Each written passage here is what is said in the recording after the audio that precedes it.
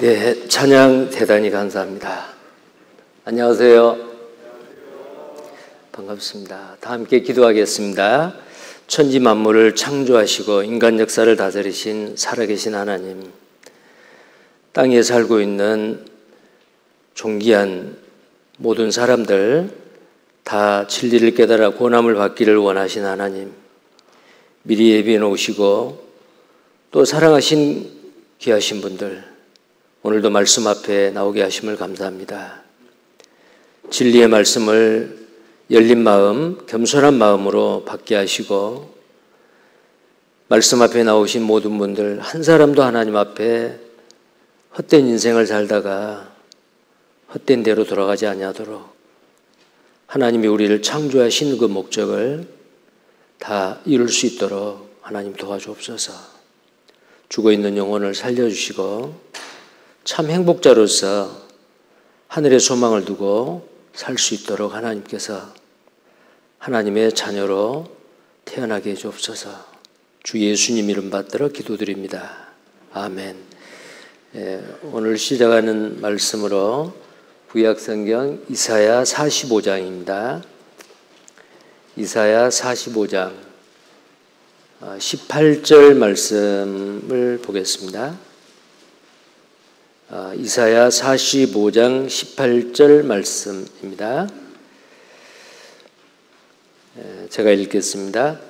여호와는 하늘을 창조하신 하나님이시며 땅도 조성하시고 경고케 하시되 헛되이 창조치 아니하시고 사람으로 거하게 지으신 자신이라.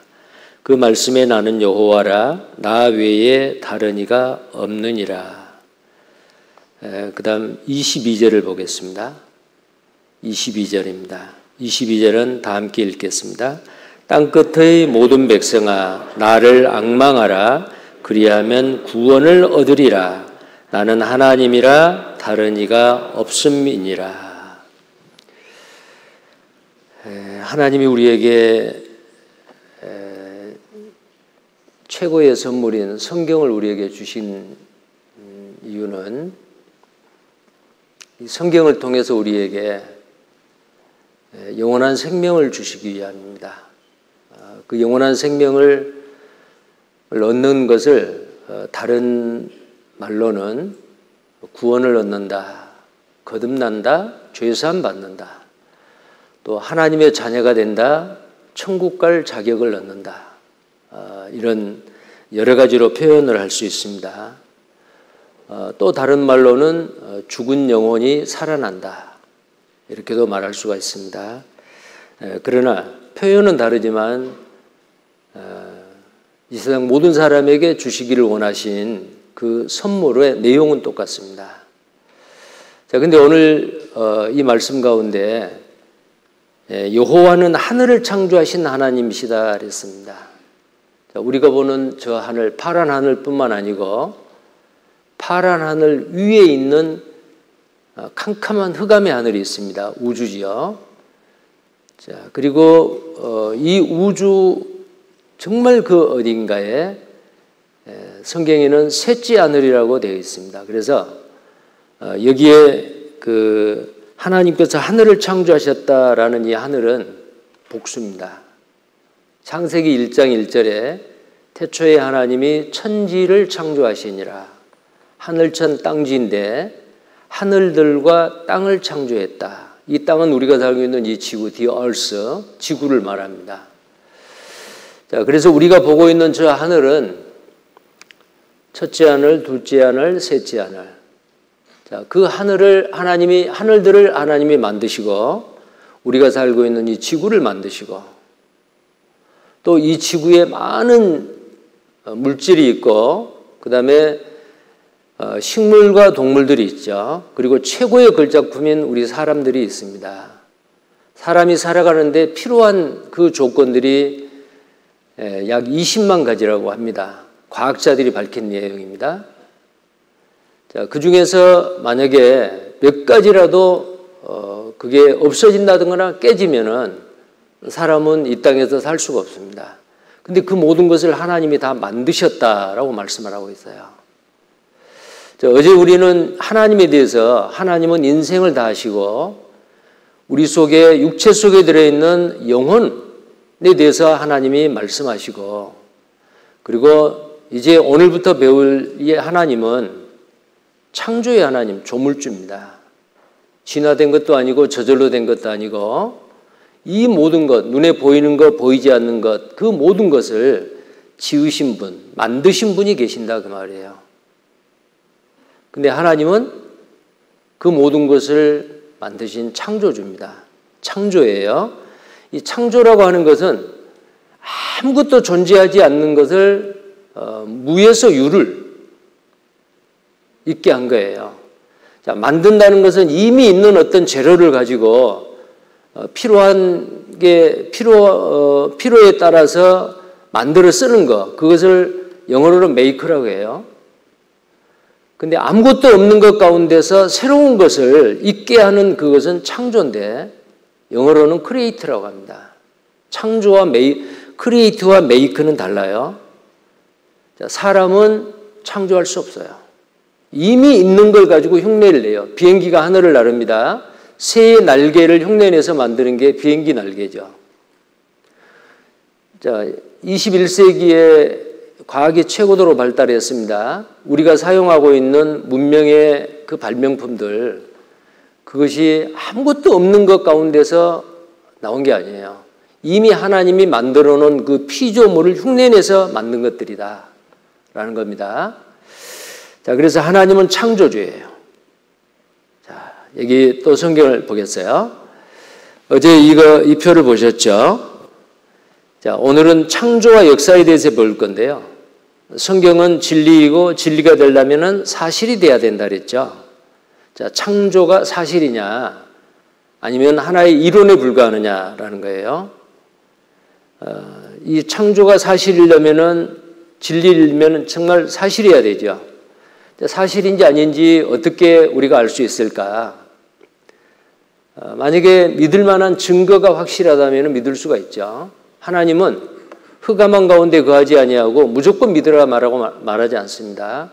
하나님은 우리에게 확실한 것, 믿을 만한 확실한 증거를 주시면서 믿으라고 하십니다. 창세기 1장 1절에 태초에 하나님이 천지를 창조하시니라. 아무것도 존재하기 전에 영원에서 영원까지 계신 그 하나님이 하늘과 땅을 창조하셨다. 여기 heavens라고 되어 있죠. 하늘들과 the earth, 땅, 이 지구입니다. 자, 방금 우리가 보았던 그 말씀이죠. 여호와는 하늘을 창조하신 하나님이다. 이 땅에 사람이 거할 수 있도록 땅을 창조했다. 사람이 거하게 지으신 자다 그랬어요. 그러니까 이 지구는 사람이 거할 수 있는 모든 조건을 다 갖추고 있어요. 우리가 숨을 쉬는 공기가 없으면 우리는 못 살죠. 잠시라도 우리는 살 수가 없어요. 근데 그냥 공기가 아니에요. 이 공기 중에 있는 21%의 산소입니다. O2라고 하는 산소예요. 산소가 없으면 어떨까요? 산소가 없으면은 아마 큰 재앙이 일어납니다. 뭐 그 하루만 없어지는 게 아니고 한 5초만 없어도요, 우리는 살 수가 없어요. 산소가 만약에 이 지구상에서 5초만 없어져도 아주 무서운 일이 일어납니다. 자, 하나님은 우리에게 필요한 것들을 미리 다 준비해 놓으시고 가장 마지막에 사람이 살 수 있도록 준비해 놓으시고 사람을 만드신 겁니다. 자, 그래서 땅끝의 모든 백성아, 그 말은 이 지구상에 살고 있는 모든 사람들에게 하는 말이에요. 나를 앙망하라. 그리하면 구원을 얻으리라. 구원 얻는다는 그 말은 영원한 생명을 얻는다 그 말이에요. 자, 앙망하라 그 말은 우러러 바라보라, 믿으라 그 말이에요. 자, 그래서 이번 성경 강연에 여러분들이 하나님이 계신지 안 계신지, 이 성경이 정말 하나님의 말씀인지, 우리가 눈에 보이는 거 보이지 않는 게 그게 저절로 됐는지 진화됐는지, 정말 하나님이 창조하셨는지, 아마 아직 자기 영혼의 문제가 해결되지 않는 분들은 모르실 거예요. 그냥 학교에서 배운 대로 내가 지금까지 알고 있는 그 지식의 한계 안에서만 생각을 하실 겁니다. 자, 그러나 이번 성경 강연회를 통해서 정말 살아계신 하나님, 참 하나님, 영원하신 하나님, 그 하나님을 우러러 바라보는 여러분들이 다 되기를 바랍니다. 그래서 구원을 얻을 수가 있는 겁니다. 자, 에레미야 10장 10절에서 11절에도 이 하늘 아래서 땅 위에서 천지를 짓지 아니하는 신, 천지를 창조하지 않은 신은 망하리라 그랬어요. 진짜 신이 되려면은 진짜 신, 창조주가 돼야 돼요. 과거와 미래를 다 아셔야 돼요. 그리고 천국과 지옥 가는 것, 그 모든 것을 다 주관하신 분이고 인간의 생사화복을 주관하신 분이어야 돼요. 근데 오늘은 이 창조와 역사를 주관하신 하나님, 자, 하나님은 천지를 지은 신인데 천지를 만약에 짓지 않는 신을 사람들은 어떤 종교를 믿고 있다. 근데 자기가 믿고 있는 그 종교의 그 믿음의 대상이 천지를 짓는 신이 아니다. 그건 가짜예요. 우리가 믿으려면은 나보다 더 나은 걸 믿어야죠. 사람보다 더 나은 걸 믿어야 되잖아요.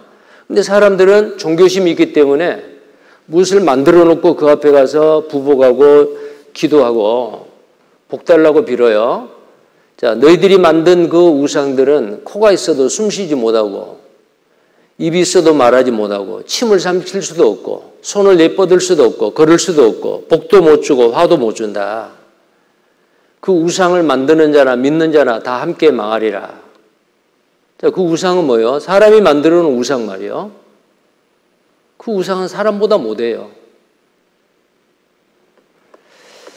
그런 신을 믿으면 안 됩니다. 자, 이사야 41장 21절에 나 여호와가 말하노니 너희 우상들은 소송을 일으키라. 야곱의 왕이 말하노니 너희는 확실한 증거를 보이라. 사람들은 종교심이 있기 때문에 이 종교심이 뭐냐면은 이 영의 활동입니다. 신을 찾고자 하는 마음이 있어요. 그게 종교심이거든요. 근데 신을 찾기는 찾는데 진짜 신을 못 찾았어요. 그래서 우상들을 만들어 놓고 빕니다. 자, 그 우상들에게 하나님은 도전장을 냅니다. 자, 사람들이 너희를 만들어 놓고 너희를 신이라고 믿는데 야, 우상들아, 말 좀 해봐. 그리고 소송을 일으키는데 너희가 정말 신이라면 확실한 증거를 보여봐라. 어떤 증거일까요?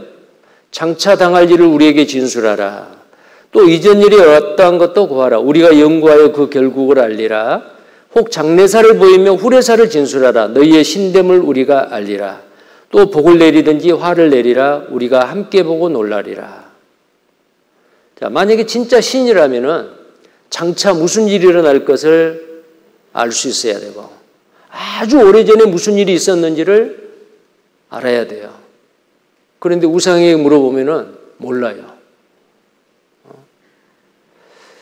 기어다니는 이름 모르는 벌레, 풀 한 포기, 꽃 한 송이, 저거 어디서 나왔느냐? 자, 우상들에게 물어보면 뭐라고 말해요? 대답을 못해요. 근데 하나님에게 물으면요, 성경에서는 분명히 내가 만들었다. 하늘과 땅을 만들고 땅 위에 있는 모든 식물을 종류대로 만들고 동물을 종류대로 만들고 사람을 하나님의 형상대로 남자와 여자로 만들었다. 하나님이 당당하게 말씀하십니다. 그럼 내가 이렇게 했으니까 너희는 나를 창조주로 믿어라. 무조건 믿어라. 그러지 않습니다. 확실한 증거요. 그랬죠? 확실한 증거. 이 세상에 어떤 우상도 확실한 증거를 볼 수가 없어요. 그런데 하나님은 우리에게 믿을 만한 확실한 증거를 보여주신다 그 말이에요. 여러분, 이분은 아주 유명한 분인데요. 사이먼 그린리프라고 하는 하버드 대학의 법대 교수예요. 근데 이분이 이런 말을 했어요. 기독교는 세상에서 입증 가능한 종교다. 입증이 가능하다 그 말은 증거가 있다 그 말이에요. 성경은 근거를 가지고 말하기 때문에 사람들이 정직하게 마음을 열고 그 증거들을 확인한다면 그 증거들을 받아들이는 것 말고는 다른 도리가 없다. 자, 법대 교수가 특히 이분은 증거학의 아버지라고 말하는 증거법 분야의 최고 권위자입니다. 세계적인 권위자예요. 근데 성경을 연구해 본 거예요. 놀랍게도 이 성경이 사실이라는 증거는 너무나도 많아요. 그래서 기독교는 세상에서 입증 가능한 종교다. 확실한 증거를 보이라라고 말씀하신 분이 누구냐면 하나님이세요. 근데 만약에 하나님이 그 확실한 증거를 보이지 못하고 다른 우상에게 확실한 증거 보이라면 안 되죠. 하나님은 우리에게 믿을 만한 확실한 증거를 보이시는 분입니다. 자, 과거의 역사가 사실이다. 물론 역사 기록이 되어 있으면은 그게 사실이지 그러겠죠. 그런데 기록이 되어 있지 않는 역사가 있어요. 선사시대죠. 그 시대의 내용을 누가 기록해 놓지도 않았어요. 유물과 유적을 통해서 추측할 뿐이에요. 그런데 성경에서는 태초에 하나님이 천지를 창조하시니라. 태초가 언제예요? 온 우주 만물 가운데서 아무것도 존재하기 전에 제일 처음에 In the beginning. 그걸 성경에 기록하고 계세요. 근데 과거에 이런 일이 있었다. 창조의 역사에 대해서 이야기를 하고 인류 역사의 시작을 이야기하고 그 과정에 이런 사건이 일어났다. 근데 인간이 기록한 어떤 역사책에도 기록이 안 되어 있습니다. 근데 유일하게 성경에는 기록이 되어 있어요. 그러면 기록된 성경 말씀이 사실이라면 증거가 있어야 하잖아요. 자, 그 다음에 미래의 역사가 사실이라는 증거는 그 예언이 성취가 돼야 됩니다. 자, 성경이 기록된 시대가 3,500년 전부터 시작해서 지금부터 1,900년 전에 완성이 됐어요. 과거지요. 자, 그때 기록된 말씀이 이미 우리는 지나간 역사 가운데서 성취된 내용들이 있어요. 과거의 역사죠. 그 과거의 역사 가운데서 예언에 성취된 것을 우리는 확인할 수가 있어요. 우리 시대도 마찬가지입니다. 자, 우리 시대, 지금 우리가 살고 있는 이 시대에 어떤 일이 일어날 것인지를 성경에 예언해 놨어요. 우리 시대에 나타났습니다. 성취가 됐어요. 또 앞으로도 성취가 됩니다. 근데 앞으로 그런 일이 정말 일어날까 일어나지 않을까 모르는데 하나님이 미리 보여주셔요. 앞으로 되어질 일까지도요. 자, 그래서 이 성경을 바라보실 때에 아주 오래전에 있었던 아주 오래전 옛날 이야기, 그 증거입니다. 역사 가운데서 나타나는 증거예요. 증언입니다. 그리고 예언이 성취되는 그 성취함. 그래서 신명기 18장 21절 22절에 하나님은 또 이렇게 말씀하셔요. 내가 혹시 심중에 이르기를 그 말이 여호와의 이르신 말씀인지 우리가 어떻게 알리려 하리라. 만일 선지자가 있어서 여호와의 이름으로 말한 일에 증언도 없고 성취함도 없으면, 방금 말씀했죠. 증언. 아주 오래전에 이런 일이 있었다 그랬는데 그 일이 사실이라는 증거 말이에요. 그게 증언이에요. 성취함도 없으면 이런 일이 있을 것이다라고 예언했는데 그 예언이 성취가 되지 않았어요. 그래 성취함이 없는 거죠. 그러면은 선지자가 이게 하나님의 말씀이다라고 말해도 믿지 말고 두려워하지도 말라고 말이에요. 근데 반대로 증언도 있고 성취함도 있으면 어떨까요? 생각을 달리 해야죠. 확실한 증거입니다. 자, 그래서 이는 여호와의 말씀하신 것이 아니요 선지자가 방자의 한 말이니 너는 그를 두려워 말지니라. 그러나 반대로 증언과 성취함이 있다면 여호와 하나님의 말씀이니까 진리의 말씀으로 겸손하게 받아들여야 된다고 말이에요. 자, 창조의 사실에 대해서 창조를 본 사람 아무도 없어요. 창세기를 기록한 모세도 본 적이 없어요. 왜요? 창조가 있고 난 다음에 많은 세월이 지나고 난 다음에 모세에게 하나님이 불러주신 거예요. 자, 저거 태초에 하나님이 천지를 창조하시니라. 모세는 그거 적었어요. 태초에 하나님이 천지를 창조하시는 걸 모세는 본 적이 없어요. 적은 거예요. 정말 그게 사실일까 그 말이에요. 하나님께서 창조하신 우주와 지구입니다. 우주라고 하는 것은 집입니다.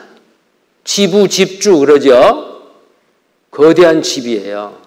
히브리서 3장 4절에 집마다 지은이가 있으니 만물을 지으신 이는 하나님이시니라. 그렇죠. 아주 간단하고 단순한 집에서 복잡한 집까지, 아마 우리나라에서는 제일 복잡한 집이 서울 잠실에 있는 롯데타워일걸요. 555층. 어마어마한 건물이죠. 무게로 따지면 서울 시민 1000만 명을 다 저울에 올라온 그 무게만큼 된다고 그래요. 에펠탑의 철근이 에펠탑에 7개 정도 들어갔다고 그래요. 어마어마한 건물입니다. 자, 그 큰 건물을 만들기 위해서, 그리고 바람이 불으면은 그 바람에 견딜 수 있는 게 초속 80m 바람이 불어도 그 롯데타워는 바람의 영향을 받지 않는다. 그렇게 견고하게 설계해가지고 건축을 해놨어요. 우리나라에서는 가장 복잡하고 견고한 집일 겁니다. 자, 그런 집도 있지만은 개가 사는 개집도 있잖아요. 근데 그냥 나오는 게 아니에요. 사람의 머리에서 나온 거예요. 설계가 있어요. 그 설계도대로 집을 짓는 거거든요. 자, 여기 있는 이 그림은 시드니에 있는 오페라 하우스입니다. 정말 그 가까이 가서 봐도 아주 신기할 정도로 아주 아름다운 건축물입니다. 자, 이런 건축물을 어떻게 설계를 하고 어떻게 만들었을까? 자, 인간의 지혜도 굉장하죠. 자, 이런 건물들, 저절로 된 건물은 하나도 없습니다. 자, 이것은 저절로 되지 않고 누군가가 설계도를 그리고 누군가가 만들었다라고 다 믿는데, 이 사람이 만드는 이 건물보다도 훨씬 더 견고한 이 지구와 우주, 얼마나 정확합니까? 사람이 시계를 아무리 잘 만들어도 반드시 오차가 있어요. 1년 지나면은 좀 빠르거나 느리거나 하죠.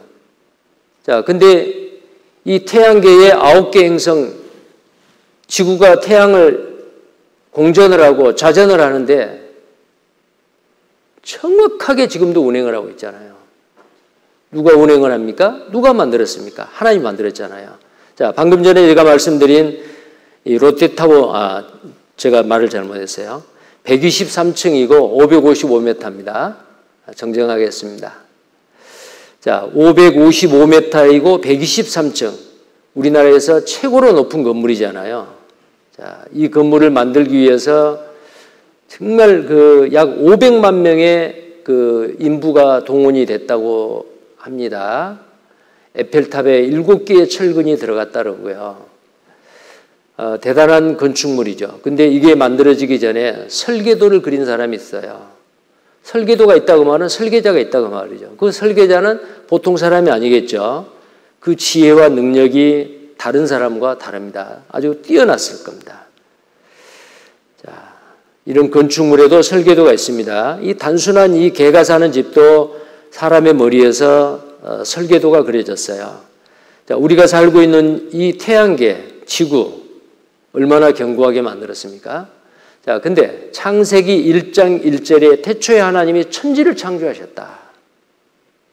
그리고 1장에서 마지막 절까지, 1장 1절 마지막 절까지 첫째 날, 둘째 날, 셋째 날, 넷째 날, 다섯, 여섯째 날 그 모든 것을 다 만드시고 일곱째 날 안식하셨다라고 성경에 되어 있습니다.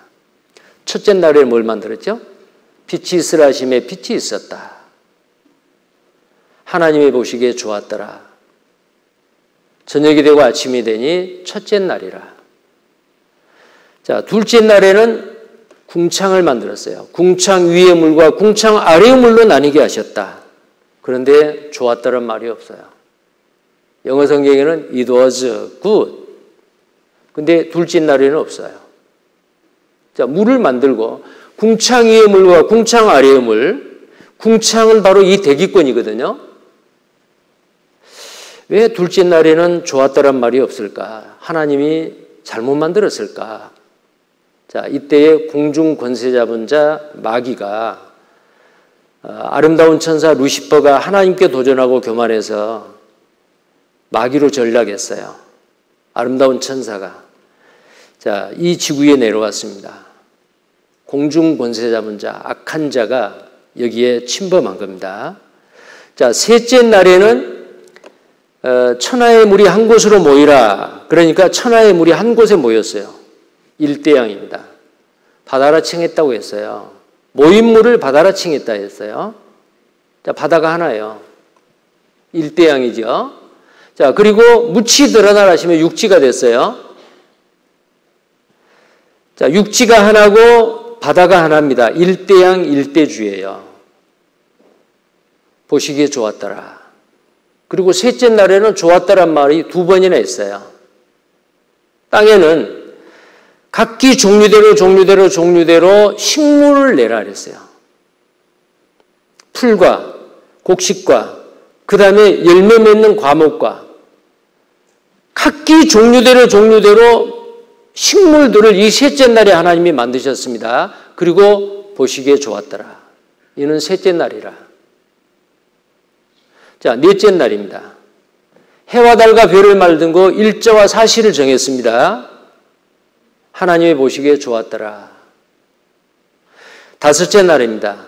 먼저 물에 사는 동물들을 만들었습니다. 물고기를 만들었습니다. 그 다음에 나르는 새들을 만들었습니다. 종류대로 만들었어요. 하나님 보시기에 좋았더라. 자, 여섯째 날입니다. 야생동물과 가축을 만들었어요. 기는 동물, 짐승을 만들었어요. 집에서 기르는 육축, 가축을 만들었어요. 종류대로 만들었습니다. 하나님의 보시기에 좋았더라. 자, 그리고 동물들을 다 만들고 난 다음에 하나님께서 우리가 우리 형상대로 사람을 만들고 하나님이 자기 형상대로, 하나님의 형상대로 남자와 여자를 만들었습니다. 그리고 생육하고 번성하여 땅에 충만하라 라고 축복의 명령을 내렸어요. 그리고 하나님의 보시기에 심히 좋았더라. It was very good. 심히 좋았더라. 자, 이렇게 해서 창세기 1장이 바로 하나님의 창조의 그 놀라운 사실들이 기록이 되어 있습니다. 이게 신화냐, 동화냐, 사실이냐 그 말이에요. 자, 몇 가지를 한번 보시면요. 먼저 하나님이 하늘을 만들었다 그랬잖아요. 지금 제가 말씀드린 여기에 물론 하늘 만든 것도 나오는데, 자, 이사야 40장 26절에 너는 눈을 높이 들어 누가 이 모든 것을 창조하였나 보라.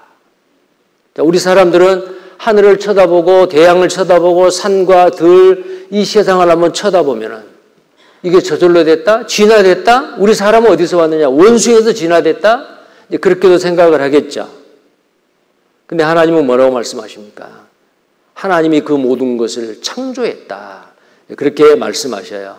과학이 발달하면 발달할수록 이 창조의 사실이 과학적이고 역사적이라는 것을 알 수가 있습니다. 몇 가지를 한번 보시겠어요.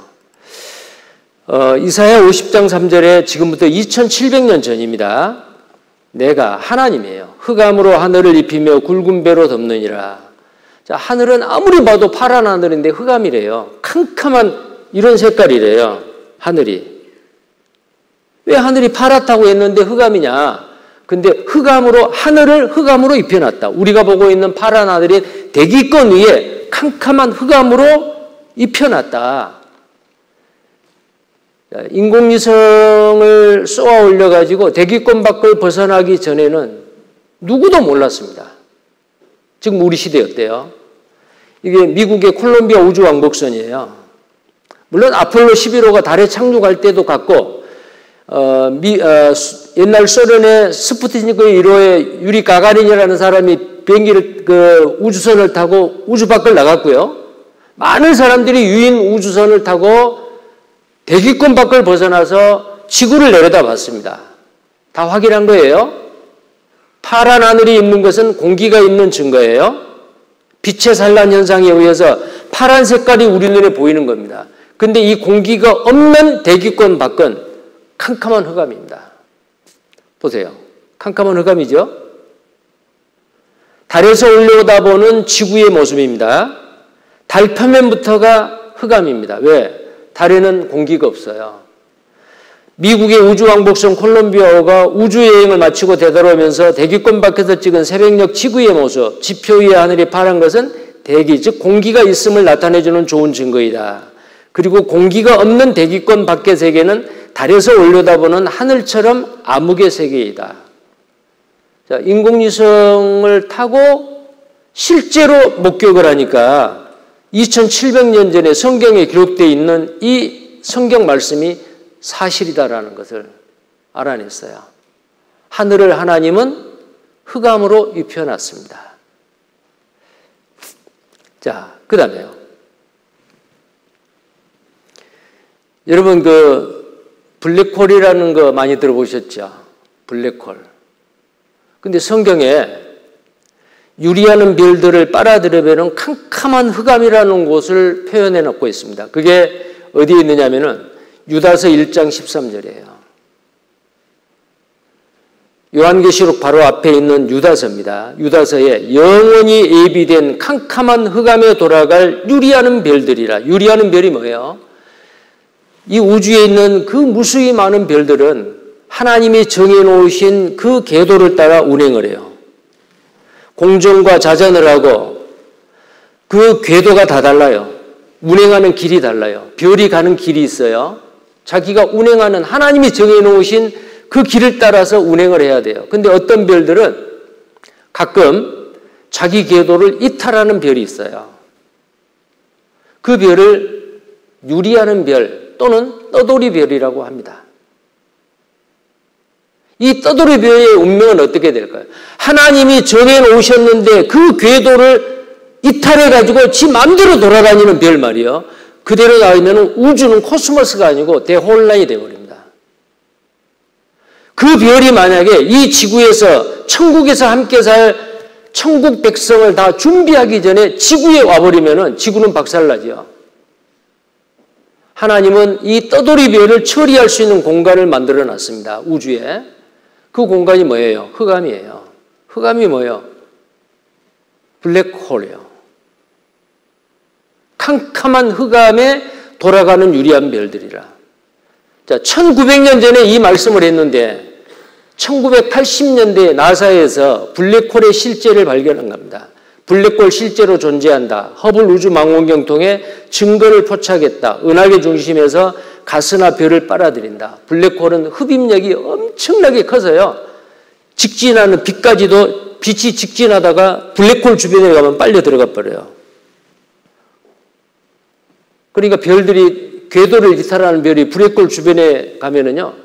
블랙홀에서 그 별들을 다 빨아들여 버립니다. 블랙홀 증거 잡았다. 항성 먹는 블랙홀 최초로 관측했다. 2019년 지금부터 3년 전입니다. 4월 11일자 우리나라 주요 방송에서 뉴스로 방송을 했어요. KBS에서 방송한 내용인데요. 인류 최초로 이 블랙홀을 관측을 했습니다. 자, 보십시오. 87의 중심부, 도넛 모양의 노란 빛 가운데 검은 원형이 모습을 드러냅니다. 태양 질량의 65억 배의 무게, 지름 160억 킬로미터에 달하는 초대형 블랙홀입니다. 국제연구진이 이론으로 추정만 해온 블랙홀의 실제 모습과 크기, 무게를 실측하는 데 성공했습니다. And this is the strongest evidence that we have to date for the existence of black holes. And it is also consistent, the shape of this shadow, to the precision of our measurements with Einstein's predictions. 빛마저 빨아들이는 강한 중력 탓에 인류는 그동안 블랙홀을 제대로 볼 수 없었습니다. 이번 촬영 역시 블랙홀 본체가 아니라 경계면인 사건의 지평선 주위에 맴도는 빛을 통해 블랙홀의 윤곽을 관측한 겁니다. 사상 첫 블랙홀 관측을 위해 세계 각지의 전파 망원경 8대를 연결해 지구 크기 규모의 거대 가상 망원경을 만들었습니다. 미국의 허블 천체 망원경보다 1000배 이상의 해상도를 확보한 셈입니다. And we now have an entirely new way of studying general relativity in black holes that we never had before. And as with all great discoveries, this is just the beginning. 자, 방금 근데 이분이 이것은 시작에 불과합니다 그랬죠. 2019년 4월입니다. 발표를 했어요. 근데 금년 5월입니다. 5월 22일인가 지구에서 가장 가까운 블랙홀을 또 하나 발견했어요. 우리가 살고 있는 그 은하에서 지난번에 3년 전에 발견한 것은 우리 은하 밖에 있는 굉장히 멀리 있는 은하를 이렇게 촬영을 했고요. 이번에는 우리가 살고 있는 이 은하 안에 있는 블랙홀을 발견을 했어요. 자, 그 내용입니다. 세계 과학자들이 힘을 합쳐서 우리 은하의 한가운데 있는 거대한 블랙홀의 모습을 촬영하는 데 성공했습니다. 우리가 살고 있는 태양계는 은하 중심에서 26,000광년 떨어져 있습니다. 은하 한가운데는 뭐가 있을까? 과학자들은 우리 은하 한가운데 엄청나게 거대한 블랙홀이 있다고 믿습니다. 하지만 그 블랙홀을 실제로 본 사람은 아무도 없었습니다. 과학자들은 그 블랙홀을 촬영하기로 했습니다. 전 세계 고성능 전파 망원경들을 연결해 지구만한 크기의 전파 망원경을 만들었습니다. 그렇게 촬영한 블랙홀, 바로 이 사진입니다. 마치 도넛처럼 생긴 고리 모양은 사실 블랙홀 그 자체는 아닙니다. 블랙홀은 빛까지 빨아들이기 때문에 관측이 불가능합니다. 우리가 보는 건 블랙홀에 물질이 빨려 들어갈 때 방출하는 격렬한 에너지입니다. 지구에서 보는 블랙홀은 달 표면에 있는 작은 도넛 크기와 비슷합니다. 그만큼 어려운 작업입니다.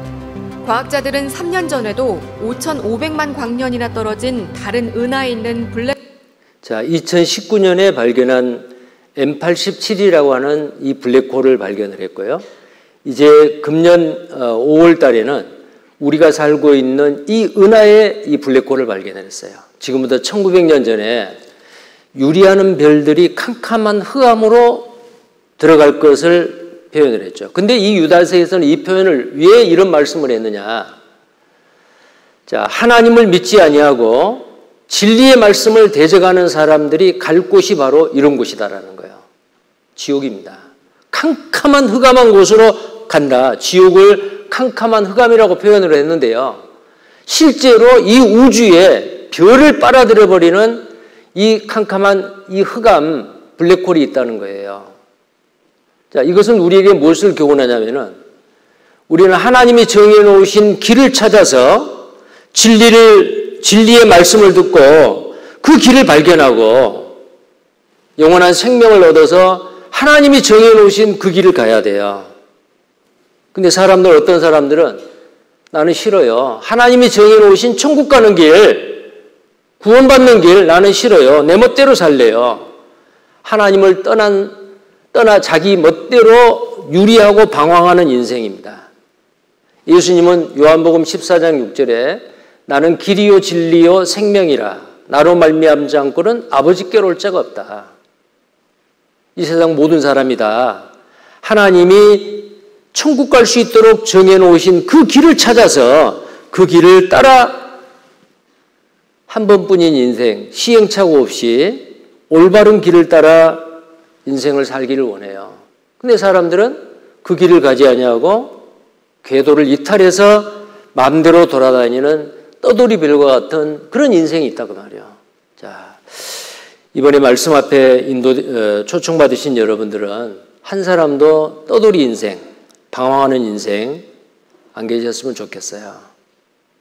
자, 그것을 교훈하기 위해서 하나님은 블랙홀도 만들어 놓고 떠돌이별이 빨려 들어가는 것도 사실이라는 것을 성경에 기록해 놓고 있습니다. 자, 그 다음에요. 아까 둘째 날에 좋았다란 말이 없었다 그랬죠. 물론 그것은 하나님이 이 궁창을 만들고 궁창 위에 물을 만들고 궁창 아래에 물을 만들고 물이 좋지 않았다, 공기가 좋지 않았단 말이 아니에요. 이 궁창에, 이 지구에 공중 권세 잡은 자 악한 마귀가 들어왔어요. 에덴 동산에 먼저 아담 하와가 있기 전에, 창조되기 전에 마귀가 먼저 들어와 있어요. 그래서 최초의 인간 아담 하와를 하나님을 도전하게 하고 죄짓게 만들어서 인류의 역사가 정말 하나님 앞에 타락한 인생으로 죄인으로서 전락을 해버렸잖아요. 자, 그런데 이 궁창 대기권, 왜 하나님이 이 공기를 만들으셨을까? 공기가 없이는 못 살잖아요. 보세요. 자, 시편 19편 1절에 하늘이 하나님의 영광을 선포하고 궁창이 그 손으로 하신 일을 나타내는도다. 궁창입니다. 새가 나르는 이 대기권요. 파란 하늘요. 궁창입니다. 창세기 1장 7절 8절에 하나님의 궁창을 만드사 궁창 아래의 물과 궁창 위의 물로 나누게 하시며 그대로 되니라. 하나님이 궁창을 하늘이라 칭하시니라. 저녁이 되면 아침이 되니 이는 둘째 날이니라. 우리가 보고 있는 이 파란 하늘은 공기가 있는 대기권입니다. 근데 이 대기권 위에 물이 있어요. 그리고 이 대기권 밑에 지하수나 바다나 호수나 저수지에 담수어가 있죠. 궁창 위의 물. 근데 지금은 없어요. 노아 홍수 때 궁창 위의 물이 다 쏟아져 버린 거예요. 자, 궁창 위에 물이 있었을 때는 사람의 수명이 평균 900살이었어요. 지금 900살까지 산 사람 없죠. 그것도 역사적인 사실입니다. 자, 욥기 37장 16절에 구름에 평평하게 뜬 것과 지혜가 온전하신 자의 기묘한 일을 내가 아느냐. 구름이 뭐예요? 작은 물방울들이잖아요. 뭐 작은 물방울들은 분명히 공기보다 더 무거워요. 근데 공중에 떠 있어요. 자, 공기가 없이는 뜰 수가 없어요. 자, 무심한 하늘에도 겹겹이 오묘한 질서가 있다. 생명 보호막이 바로 뭐냐면 공기입니다. 대기예요. 가장 많이 섭취하는 공기. 자, 우리가 보통 일상생활에서 제일 많이 마시는 공기가 실내 공기라고 해요. 근데 실내 공기가 굉장히 좋아야 되잖아요. 그런데 이 공기는 약 78%가 N2라고 하는 질소예요. 20.9%, 약 21%가 O2라는 산소예요. 약 1%가 다른 가스예요. 근데 이 가스가 섞여서 지금 있습니다. 이게 궁창이고 대기권인데 이 공기가 바로 이 지구에 살고 있는 사람과 동물과 식물과 모든 생명체를 보호해주는 보호막이다. 우주선을 타려면 우주인이 우주복을 입어야 돼요. 근데 그 우주복을 어떻게 만들었느냐? 이 대기권의 공기의 원리를 이용해서 만든 거예요. 자, 질소가 78%, 산소가 약 21%입니다. 나머지 1%가 이산화탄소와 아르곤 이런 가스들이에요. 자, 만약에 하나님이 만들어 놓은 이 공기 중에 산소 21%가 만약에 한 5초 동안만 탁 없어진다면 어떨까요? 지구의 산소가 5초간 없어지면 발생할 6가지 재앙을 과학자들이 말을 합니다. 어떤 일이 일어날까요? 5초. 물론 5초 동안 숨 안 쉬고 있어도 살기는 해요. 근데 5초 동안 만약에 산소가 이 지구상에서 싹 없어진다. 하나님이 만약에 만들어진 산소를 5초 동안 없애버린다. 그럼 어떻게 되는지 아세요? 이 건물은 무너져 버려요. 시멘트로 만들어져 있는 건축물은 다 와르르 무너져 버립니다. 그리고 지표가요. 지표의 그 흙, 바위 이런 것들을 붙잡고 있는 게 약 45%가 결집을 하고 있는 게 산소래요. 지진 때 일어나는 것보다도 더 많은 이 지하가 침하되고 붕괴돼 버려요.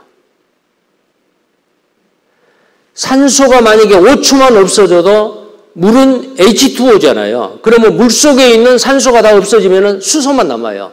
이 수소는 공기보다 가볍기 때문에 바다에 있는 모든 그 물은 없어져 버리고 수소만 남는데 그 수소는 가볍기 때문에 대기권 밖으로 탈출해 버립니다. 공기 중에 산소가 5초만 없어져도 무서운 일이 발생하는데 하나님이 그 산소가 이 지구상에 머물러 있을 수 있도록 하나님이 해놓으셨잖아요. 보세요.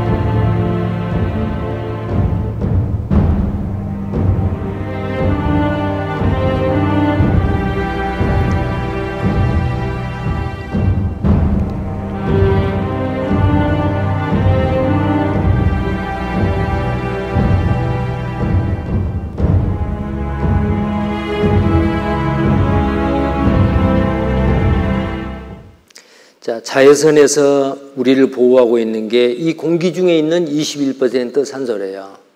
물론 햇볕을 쬐면은 자외선에 의해서 피부가 검게 타지요. 그래도 화상은 뭐 좀 쬐다고 화상을 입는 건 아니죠. 5초만 없어지면은 밖에 나가면은 거의 다 타져 죽어요. 산소가 없기 때문에. 자, 그 산소를 하나님이 그렇게 만들어 놓으신 거예요. 그것도 비율이 정확하게, 너무 많아도 안 돼요. 너무 작아도 안 돼요. 딱 21%야. 이게 저절로 우연이 됐어요? 진화됐습니까? 자, 하나님이 그렇게 만들었다고 돼 있어요. 자, 산소가 사라지면 자외선에 그대로 노출되어 모든 생명체가 화상을 입게 되며 모든 세포가 터져 생명을 유지해 나갈 수 없다. 반대로 산소가 너무 많아도 산소 중독에 의해 인간은 죽음에 이르게 되고 지구의 모든 유기물이 불타오르게 된다. 자, 이 모든 것이 우연이 아니에요. 하나님은 이 모든 조건을 갖추어서 만드신 이유가 사람을 거하게 지으신 자예요. 하나님은 우리 사람을 사랑하신 거예요. 사랑하기 때문에 우리가 살 수 있는 그 모든 조건을 갖추어서 우리에게 주시는 거거든요. 만들어 주신 거거든요. 자, 그런데 여기 보시면 또 한 개 생각을 해볼 게 있어요. 여러분, 욥기 36장 30절에서 31절에 보면은 번개가 나옵니다. 여기 보면은 그가 번개빛으로 자기의 사면에 두르시며 바다밑도 가리우시며 이런 것들로 만민을 증발하시며 이런 것들로 식물을 풍부해 주신다.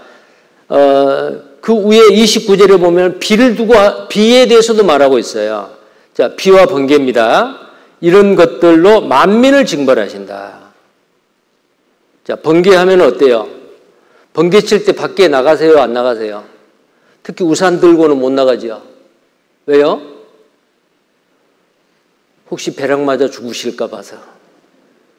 좀 평소에 죄를 좀 많이 지었다고 생각하고 양심이 찔리는 사람은 번개 칠 때 밖에 못 나갑니다. 자, 이 번개가 하는 일은 만민을 징벌하십니다. 또 이런 것들로 이 번개와 비를 통해서 식물을 풍부히 주신다. 식물, 이런 식물 말고요. 먹는 음식물을 준다고 말이에요. 푸드. 좀 이상한 말이죠. 번개가 왜 우리에게 먹을 음식을 줘요? 자, 이것을 이게 밝혀지기 전까지는 이해가 안 돼서 번개가 사람에게 먹을 것을 준다? 자, 그런데요. 번개가 칩니다. 이렇게.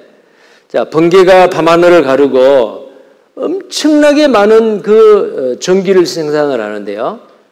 이 번개를 통해서, 번개의 전기 에너지를 통해서 공기 중에 있는 78%의 질소를 분해를 해가지고 질산비료로 만들어 지구에 뿌려줍니다. 산소가 없이는 사람이 살 수 없어요. 그러나 질소가 없이는 생명체 자체가 존재할 수 없습니다. 자, 우리 몸을 이루는 뼈와 근육은 단백질이에요. 그 단백질의 주요 성분이 질소예요. 어디서 왔어요? 공기 중에 있는 78%의 질소. 자, 이것은 삼중 결합으로 N2는 이게 그 삼중 결합으로 되어 있어서 이게 끊어가지고 이걸 환원시키고 다시 화학 반응을 일으키는데 굉장히 어렵대요. 엄청난 전기 에너지가 필요한 거예요. 번개라는 전기 에너지를 통해서 질소의 분자를 끌어내요. 그래서 이 화학 반응에 의해서 이런 과정을 거칩니다. 질소, 산소, 일산화질소, 일산화질소, 산소, 번개로 이산화질소, 이산화질소와 물이 반응해서 질산과 일산화질소 나옵니다. 이게 까맣게 생긴 이 검은 이 질산이라는 게 있죠. 이게 질산비료예요. 모든 식물에게 반드시 필요한 그 영양분이 바로 이 질산이랍니다. 만약에 번개가 치지 않으면 식물이 살 수가 없어요. 식물은 동물과 사람에게 먹을 음식물을 주지요. 결국은 위로 올라가면 번개가 준다 그 말이에요. 그 번개 현상을 누가 만들어요? 이 자연 현상, 자연 법칙을 누가 만들었어요? 하나님이 그렇게 만들어 놨어요. 그렇게 아시는 분이기 때문에 이 번개를 통해서 식물을, 먹을 음식물을 풍부하게 제공해 준다. 자, 하나님이 이 모든 것을 아시기 때문에 만드신 분이기 때문에 3,500년 전에 이렇게 기록했어요. 근데 이것을 알게 된 게 1995년이요. 번개를 통해서 질산비료를 만들어 동물과 사람에게 먹는 음식물을 하나님이 공급해 주신다라는 거예요. 자, 이 바위 위에 이 꼭대기에 흙도 없는데요. 바위 틈바구니를 비집고 들어가서 뿌리를 내리고 자라는 소나무들 보세요. 자, 누가 여기 가서 비료를 줬어요? 누가 거름을 갖다 줬어요? 하나님의 번개를 통해서 비료를 내려줘요. 자, 이런 나무들 보세요. 이런 데서도 자라요. 번개가 잦으면 농작물 20%가 중수합니다. 우리나라 속담에 천둥번개가 잦으면 풍년이 든다라는 속담이 있어요.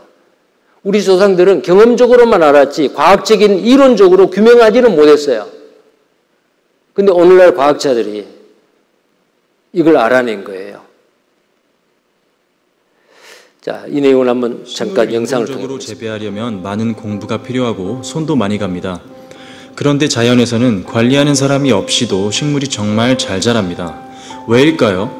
그래서 오늘은 지상의 모든 식물에 비료를 뿌려주는 하늘의 농부인 번개에 대해 이야기해 보려고 합니다. 지구 대기의 78%는 질소로 대기 공기 성분 중 가장 많은 양을 차지하고 있습니다. 그리고 식물이 이용하는 비료 또한 질소이죠. 질소 자체는 식물이 이용할 수 없기 때문에 질소를 식물이 이용 가능한 형태인 암모늄 이온 또는 질산염으로 바꾸어줘야 합니다. 뿌리옥 박테리아는 땅으로 녹아든 질소를 흡수해서 암모늄 이온으로 전환합니다. 이것을 질소 고정이라 합니다. 전환된 암모늄 이온은 식물이 바로 흡수하기도 하지만 질화균 등에 의해 질화작용을 거쳐 질산염으로 산화되어 식물이 이용하게 됩니다. 그리고 오늘의 주제인 번개 또한 식물이 이용 가능한 질산염을 만듭니다. 구름에서 번개가 칠 때 번개의 초고압 전류에 의한 강력한 공중방전으로 대기 중의 질소와 산소가 질산염 등으로 결합하여 비와 함께 땅으로 떨어져서 식물이 이용 가능한 비료가 되는 것입니다. 비는 식물의 주식인 질산염을 포함한 양액이었습니다. 역사적으로 번개는 무서운 징벌의 상징이었습니다. 사실 대지의 수많은 수목에 비료를 뿌려주는 역할을 하고 있었는데 말이죠. 자, 이런 영상이 만들어지고 이렇게 홍보를 하는 것은 1995년 이후입니다. 그 전에는 누구도 몰랐어요. 근데 3,500년 전 욥기서에 번개가 식물을 우리에게 풍비히 주신다라고 성경이 되어 있잖아요. 과학이 발달하면 발달할수록 성경이 사실이라는 것을 밝혀낼 뿐이에요. 성경은 사실입니다. 하나님은 위대한 과학자이세요. 그리고 하나님은 위대한 예술가이시고요. 우리 사람에게 필요한 것들을 모두 다 만들어 주신 거예요. 자, 그 다음에요. 여기에 또 하나 우리 그 코로나 시대를 거쳐왔잖아요. 지금도 코로나19 때문에 마스크를 다 끼고 있는데 이 마스크 끼는 거, 그 다음에 손을 부지런히 씻는 거, 이것이 3,500년 전 레위기서에 하나님께서 하나님의 백성들에게 명령하고 있습니다. 그런데 지금 우리가 손을 씻는 거 있잖아요. 손을 씻는 거. 손을 씻어야 된다. 그래서 몸에 우리 눈에 보이지 않는 세균이나 그 바이러스 이런 것들을 물로 씻어내서 정말 위생적으로 우리가 하면은 병에 걸리지 않는다. 이걸 알게 된 게 실제로 우리가 실천을 한 게 불과 140여 년 전이요. 180년 전에 한 사람이 이걸 주장을 했어요. 한 젊은 헝가리어 의사가, 제멜바이스라고 하는 의사가 이상하게 산부인과 병동이 2동이 있었는데 아이를 출산하는데요. 의대생들이 그 아이를 이렇게 받으면 더 많이 죽어요. 근데 간호사들이 받으면 더 적게 죽어요. 왜 그럴까요? 그래서 한 젊은 의사가 야, 왜 이 앞으로 의사가 된 의대생들이 출산한 아이를 받으면은 아이들 그 산모가 산용열이라고 하는 그 무서운 병에 걸려서 4명 중에 1명은 죽는 거예요. 근데 간호사들이 받으면은 좀 적게 죽어요. 그래서 한 젊은 의사가 왜 그럴까 관찰을 했어요. 의대생들이 시체를 해부를 하는 거 연습을 합니다. 그런데 그 해부하고 나서 그 손에 피가 묻어, 피와 고름이 묻어요. 근데 그때 당시는 의학적인 상식이 피는 신성하다. 의사나 의대생들이 수술을 하고 손에 피가 묻고 고름이 묻었잖아요. 그러면 아이를 받을 때 임산부가 해산해서 아이를 받을 때 이 피 묻은 이 손을 가지고 그대로 받아요. 그럼 그게 엄마에게 그 병균이 오염이 돼가지고 산용열에 죽어요. 근데 눈에 안 보이니까 피는 신성하다, 거룩하다 그렇게 생각을 하고 의사들이 그런 어리석은 우를 범한 거예요. 근데 한 젊은 의사가 봤어요. 뭐가 차이가 있느냐. 그래서 이분이 주장하기를 손을 씻읍시다. 손을 씻읍시다. 근데 이미 성경에 3,500년 전에 부정한 것을 만지거나 시체를 만지면은 몸을 정결하게 물로 씻으라고 하나님이 명령하고 있어요.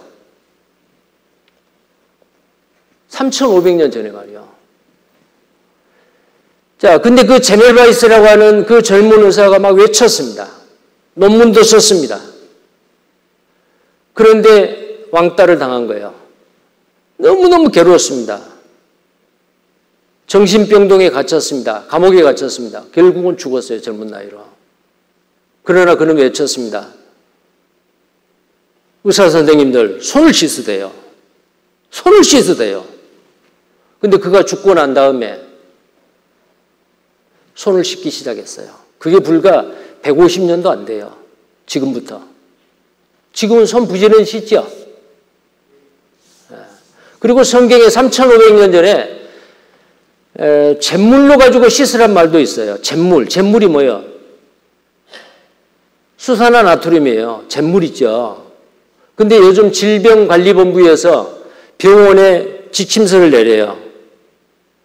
병원에서 쓰는 기구들을 수산화 나트륨으로 씻고 고압 멸균을 하도록 고압 고온의 멸균을 하도록 지침서를 내렸어요. 이미 그것은 3,500년 전에 하나님이 명령하신 거예요. 성경은요, 단순히 종교 경전이 아닙니다. 보세요. 자, 방금 말씀드린 그 내용이요. 레위기 15장 11절에 유출병이 있는 자가 물로 손을 씻지 아니하고 아무든지 만지면 그 자는 옷을 빨고 물로 몸을 씻을 것이며 저녁까지 부정하리라. 유출병이 뭐예요? 몸에서 피가 난. 그 손에 묻었겠죠. 반드시 씻으라고 말이에요. 그 안에 많은 세균이 들어있어요. 이스라엘 백성들은 손을 부지런히 씻지 않으면 먹지 아니하며 또 시장에 돌아와서는 물을 뿌리지 않으면 먹지 아니하며. 자, 과거에 흑사병에 유럽의 인구 3분의 1이 목숨을 잃었어요. 약 7,500만 명이 죽었습니다. 패스트로. 근데 유대인은 안 죽어요. 유대인은 하나님의 백성이죠. 근데 그들은 왜? 성경 3,500년 전에 기록된 성경에 있는 말씀대로 밖에 나갔다 들어오면 부지런히 손을 씻었어요. 혹시 부정한 것을 접하면은 목욕을 해요. 빨래를 해요. 유대인은 거의 죽지 않았습니다. 그래서 유럽 사람들이 유대인은 안 죽으니까 저자들이 우리에게 병 걸리려고 우리가 먹고 있는 우물에다가 병균을 퍼뜨렸다. 그래서 짧은 시간에 유대인 100만 명을 죽였어요. 자, 보십시오. 유대인은 어릴 때부터 손을 부지런히 씻습니다. 이렇게. 성경 말씀대로죠. 민수기 19장 13절에 시체를 만지고 스스로 정결케 아니한 자는 여호와의 성막을 더럽힘이라 그가 이스라엘에서 끊어질 것은 정결케 하는 물을 그에게 뿌리지 아니하므로 깨끗게 되지 못하고 그 부정함이 그저 있음이니라. 물로 깨끗하게 해야 돼. 물로. 자, 산용열 아까 이야기를 했죠. 1분에 약 160회 이상의 맥박이 뛰어요. 찢어질 거란 하던 하복부의 통증으로 아이를 출산을 했는데 출산하고 이게 산모가 죽어요. 이렇게 산용열에 의해서. 이게 불과 200년 전도 일이 아닙니다. 아이를 낳던 산모 4명 중 1명이 목숨을 앗아간 산용열. 의사의 손에 묻은 피와 고름은 신성하다. 당대의 철저한 믿음이었습니다. 사망의 원인을 한 젊은 의사가 일병동에 있는 의과대학생 이병동에는 조산원의 그 간호사들이 근데 사망률이 1병동이 더 높아요. 그래서 논문을 썼어요. 손을 씻기만 해도 산후우년을 예방할 수 있다는 이론을 발표했습니다. 그리고 의사들이요, 손을 씻읍시다. 손을 씻읍시다. 동료 의사들에게 수없이 편지를 보냈지만 외면당했어요. 따돌림과 해고를 당했습니다. 결국 정신병원에 갇혀 47세의 나이로 사망한 외톨이 의사. 이분이 바로 이그나즈 필리프 제멜바이스라고 하는 헝가리 출신의 의사예요. 47에 죽었습니다. 손 씻으라고 외치다가. 세계 최초로 감염을 막기 위해서 손을 씻어야 한다고 주장한 의사. 근데 이미 3,500년 전에 성경에 손을 씻으라고 돼 있죠. 잠깐 환자 사랑 손 씻기부터. 손을 씻기 전에는 이렇게 세균이 있는데 손을 씻으면 깨끗하죠. 레위기 14장 8절에 물로 몸을 씻을 것이라. 레위기는 위생 복은 가르친 첫 의서이다. 성경이 그랬습니다. 민수기 19장 2절에 그는 제3일과 제7일에 잿물로 스스로 정결케 할 것이다. 잿물이 뭐예요? 수산화 나트륨 NaOH입니다.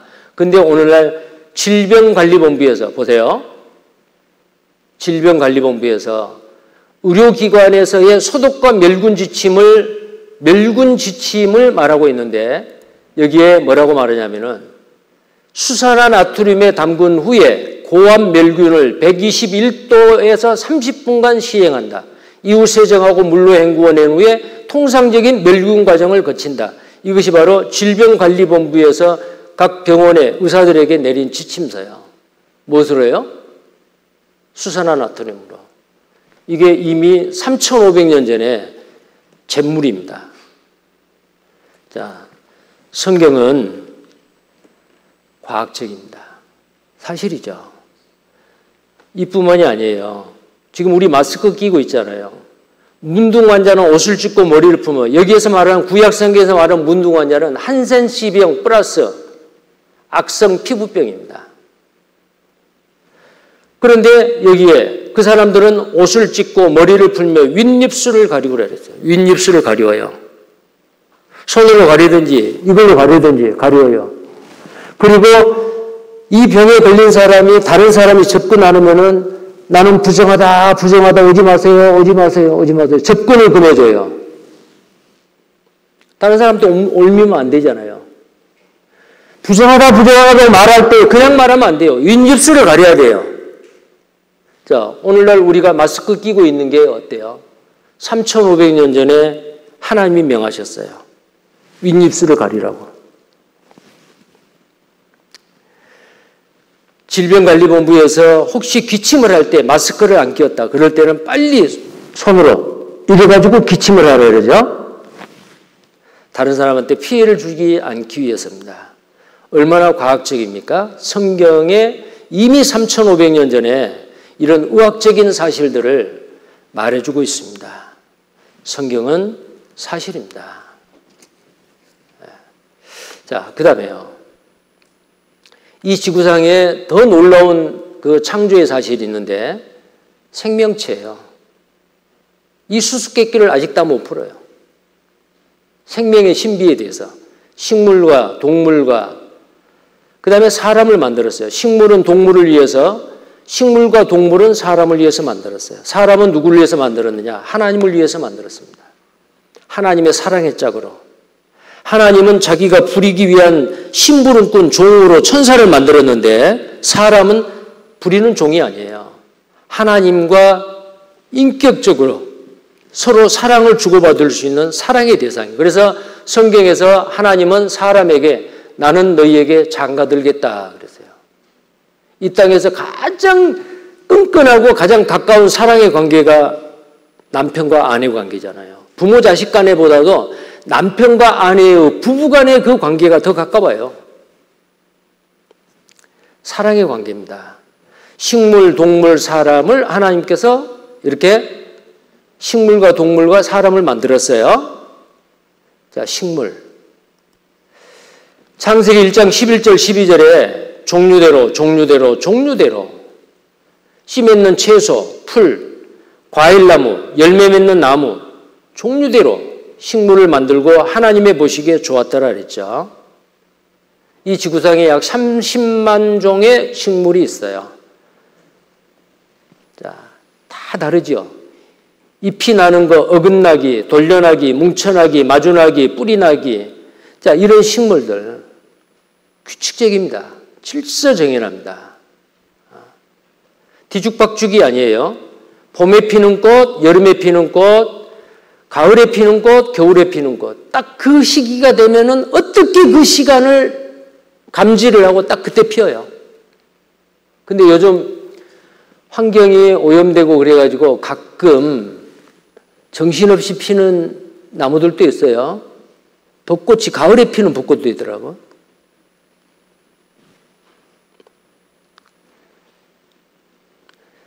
환경오염으로 인해 가지고 그런 기현상이 일어나고 있습니다. 자, 계절별로도 나는 과일이 다르죠. 여름에 봄, 여름, 가을, 겨울. 겨울까지 오랫동안 저장하고 먹을 수 있는 과일은 늦가을에 수확을 해요. 여름에 땀을 많이 흘리고 덥기 때문에 수분을 많이 섭취해야 되기 때문에 수박은 여름에 나는 거예요. 자, 꽃의 종류도 꽃도 잎사귀가 하나, 2개, 3개, 5개, 8개, 13개, 21개, 34개 모든 꽃은 이런 수열에 의해서 나요. 이게 피보나치 수열이에요. 이게 저절로 됐을까요? 한번 보세요. 꽃잎수를 세어보라. 꽃잎이 1장, 2장, 석 장짜리는 있어도 넉 장짜리 꽃잎은 드물다. 5장 꽃잎 다음엔 8장짜리 꽃잎이 많다.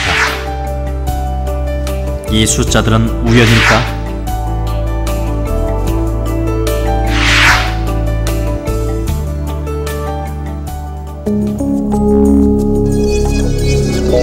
(1과 2를) 더하면 2가 되고 1과 2를 더하면 3이 되고 이렇게 앞에 두 숫자를 더하면 그 다음 숫자가 되는 수열.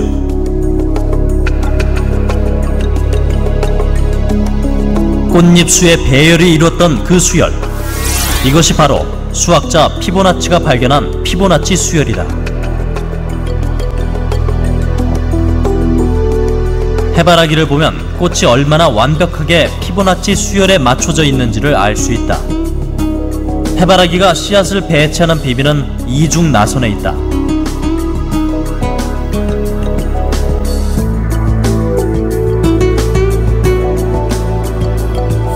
오른쪽으로도 왼쪽으로도 일정한 나선을 그리게끔 배치되는 씨앗의 구조는 나선의 개수를 꼼꼼히 세어보자.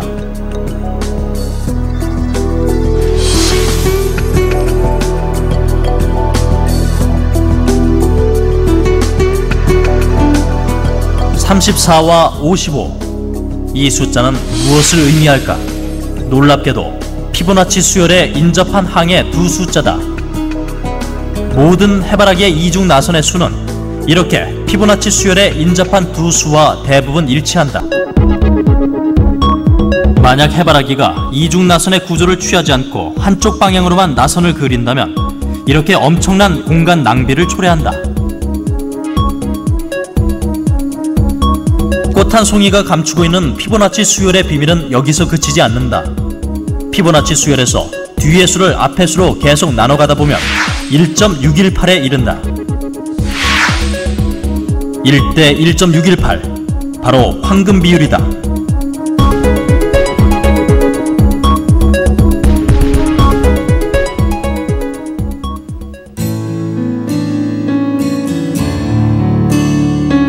꽃은 그냥 아름다운 게 아니다.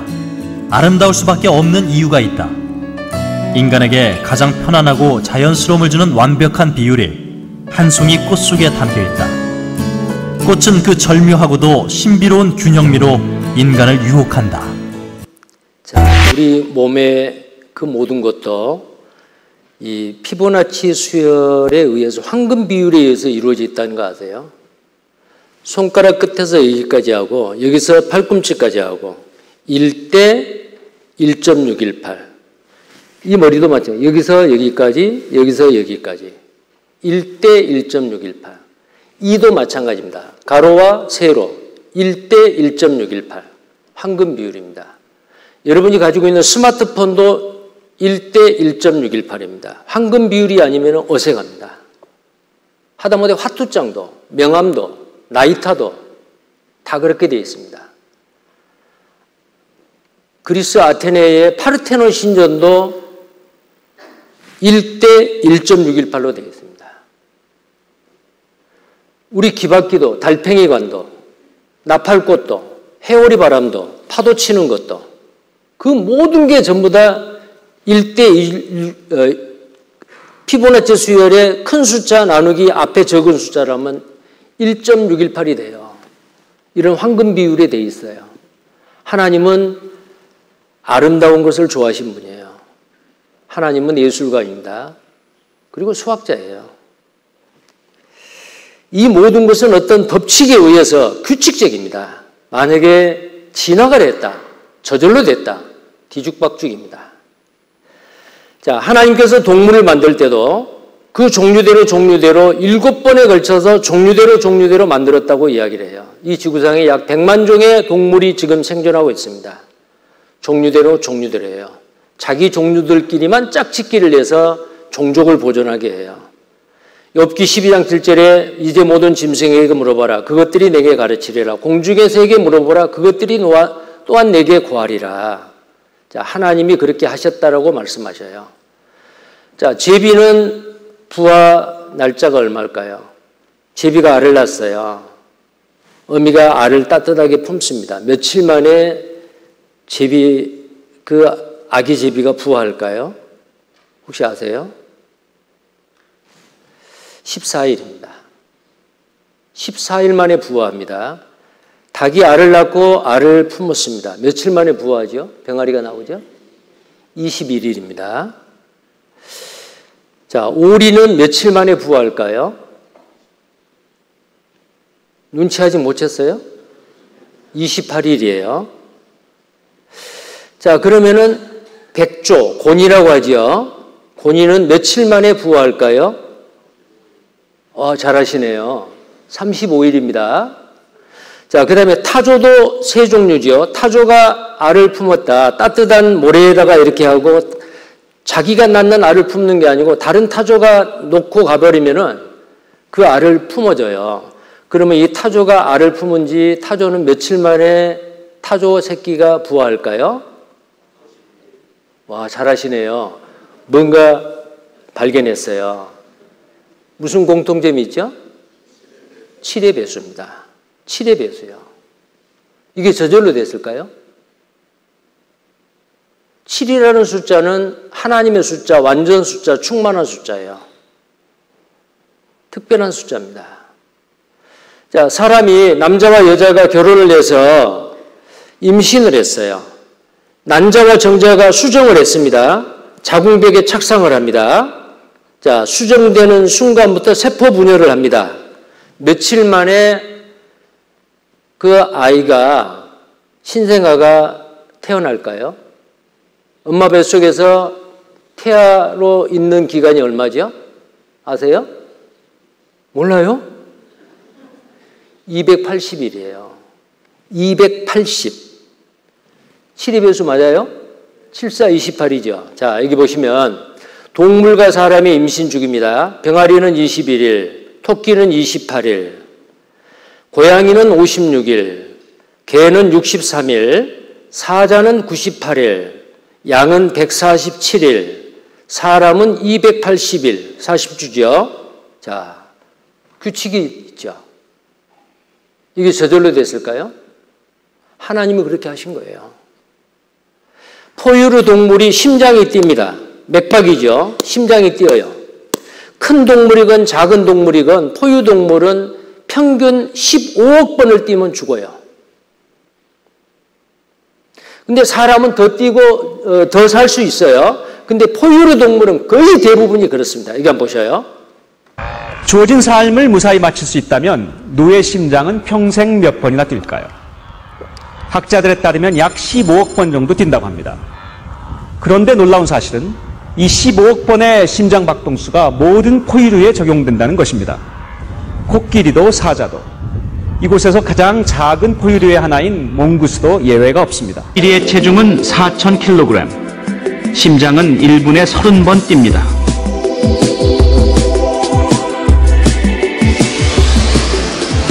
숫사자의 심박수는 60, 체중은 200kg입니다.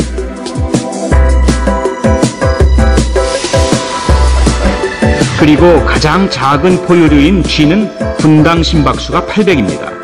몸무게는 25g 정도입니다. 그런데 모든 포유류의 심박수는 크기에 맞춰 일정한 비율을 가집니다. 한 줄로 그을 수 있을 정도로 규칙적입니다. 동물이 크기에 상관없이 구성 원리는 동일하다는 어떤 자연 법칙을 증거하는 그런 하나의 사례라고 볼 수가 있습니다. 동물의 크기가 커질수록 수명도 일정한 비율로 늘어납니다. 심장 박동수와는 반대되는 기울기입니다. 이 두 직선을 곱하면 일정한 기울기가 나오고 그것은 숫자로 나타낼 수 있습니다. 모든 포유류가 공유하는 심장 박동수 15억입니다. 서로 다른 동물들이 평생 같은 심박수를 가진다는 것은 생명이 하나의 원리 아래 움직이는 하나의 생명의 원리 안에 움직이고 있다. 하나님이 그렇게 만드신 거예요. 만약에 진화됐다, 저절로 됐다, 뒤죽박죽이요. 하나님이 정확하게 디자인하고 어떤 계획에 의해서 그렇게 창조하신 겁니다. 식물과 동물과 사람을요. 자, 그 다음에 레위기 11장 6절에 토끼도 책임질을 하되, 토끼가 책임질을 한다는 걸 알게 된 게 불과 100년 전이에요. 100여 년 전입니다. 독일의 프랑크푸르트의 동물원의 원장이었고 동물학자였던 그리지맥 박사가 토끼가 책임질을 한다는 걸 알아냈어요. 성경에는 레위기니까 지금부터 3,500년 전이죠. 토끼가 책임질을 한대요. 근데 책임질한 걸 본 사람 없어요. 대표적인 책임질하는 동물이 소지요. 위가 4개예요. 사료나 풀을 먹고 나서 수시로 끄집어내서 다시 씹어서 삼키고 합니다. 그런데 토끼는 풀을 먹지 않을 때 입 딱 다물고 있어요. 그러니까 토끼가 책임질한다. 성경에는 이렇게 되어 있는데 아무리 봐도 토끼가 책임질하지 않잖아요. 그래서 사람들은 이렇게 생각했습니다. 아, 성경도 잘못된 것이 있구나. 아마 이 성경을 하나님이 잘못했거나 아니면은 잘못 기록했거나 이것은 틀리다. 자, 그렇게 한 3,400년 동안 지내오다가 지금부터 100여 년 전에 그리지맥 동물학 박사가 이상하다. 토끼가 책임질을 한다고? 하나님이 실수할 리가 없는데? 토끼도 하나님이 만드셨지. 만드신 분이 책임질을 한다면 토끼는 틀림없이 책임질할 거야. 관찰을 했어요. 깜짝 놀라운 걸 발견했습니다. 뭘 발견했을까요? 토끼는 위가 하나요. 사료를 먹고 풀을 먹고 변을 넣어요. 말랑말랑한 시코트로프라고 하는 식변입니다. 식변, 먹을 변이에요. 그래서 토끼는 누가 보면 안 먹어요. 밤 12시에서 밤 2시 사이에, 새벽 2시 사이에 자기가 누운 변을 자기가 먹어요. 토끼는 그 변을 먹지 않으면 죽어요. 그 첫 번 넣은 그 변 속에 많은 영양분이 들어있어요. 그걸 안 먹으면 죽어요. 그래서 토끼는 살기 위해서 반드시 자기 변을 먹어요. 그러니까 토끼도 책임질을 하는 거죠.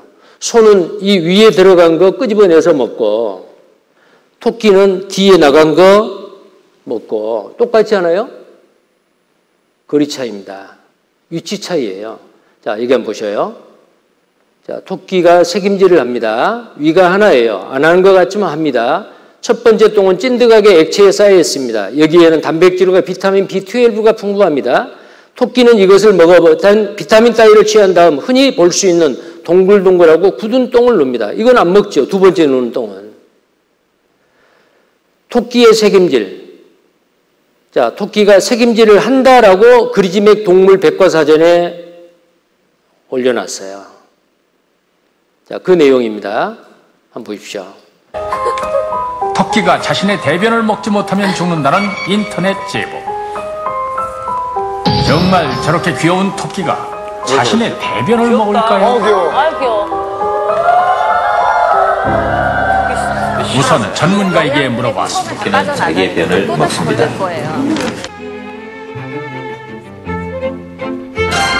또 먹습니다.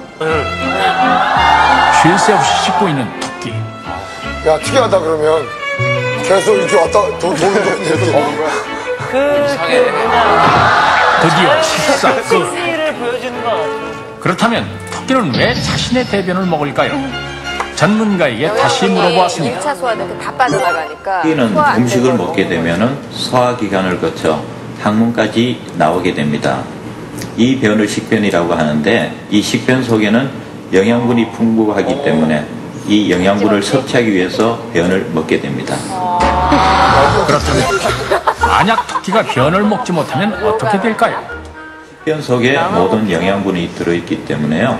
이걸 먹지 못하게 되면 결국 영양 부족으로 해서 죽게 됩니다. 자, 토끼가 새김질을 한다라고 하는 것이 성경에는 3,500년 전에 알려졌잖아요. 토끼는 새김질을 하는 반추동물이다라고 성경에 기록되어 있습니다. 그런데 성경보다 늦게 알게 된 사실이에요. 우리가 살고 있는 이 시대에 토끼가 새김질을 하는구나 이제 알게 된 거예요. 자, 과학이 발달하면 발달할수록 성경이 사실이라는 것을 더 밝혀내는 겁니다. 정말 성경은 과학적이에요. 역사적인 사실이죠. 자, 그 다음에요. 아까도 말씀드렸지만 비행기 날개는 이와 같이 새의 날개의 양력을 이용을 해서 비행기를 발명한 거예요. 하나님이 만들어 놓으신 그 작품을 흉내내서 사용하고 있는 것 뿐이다 그 말이에요.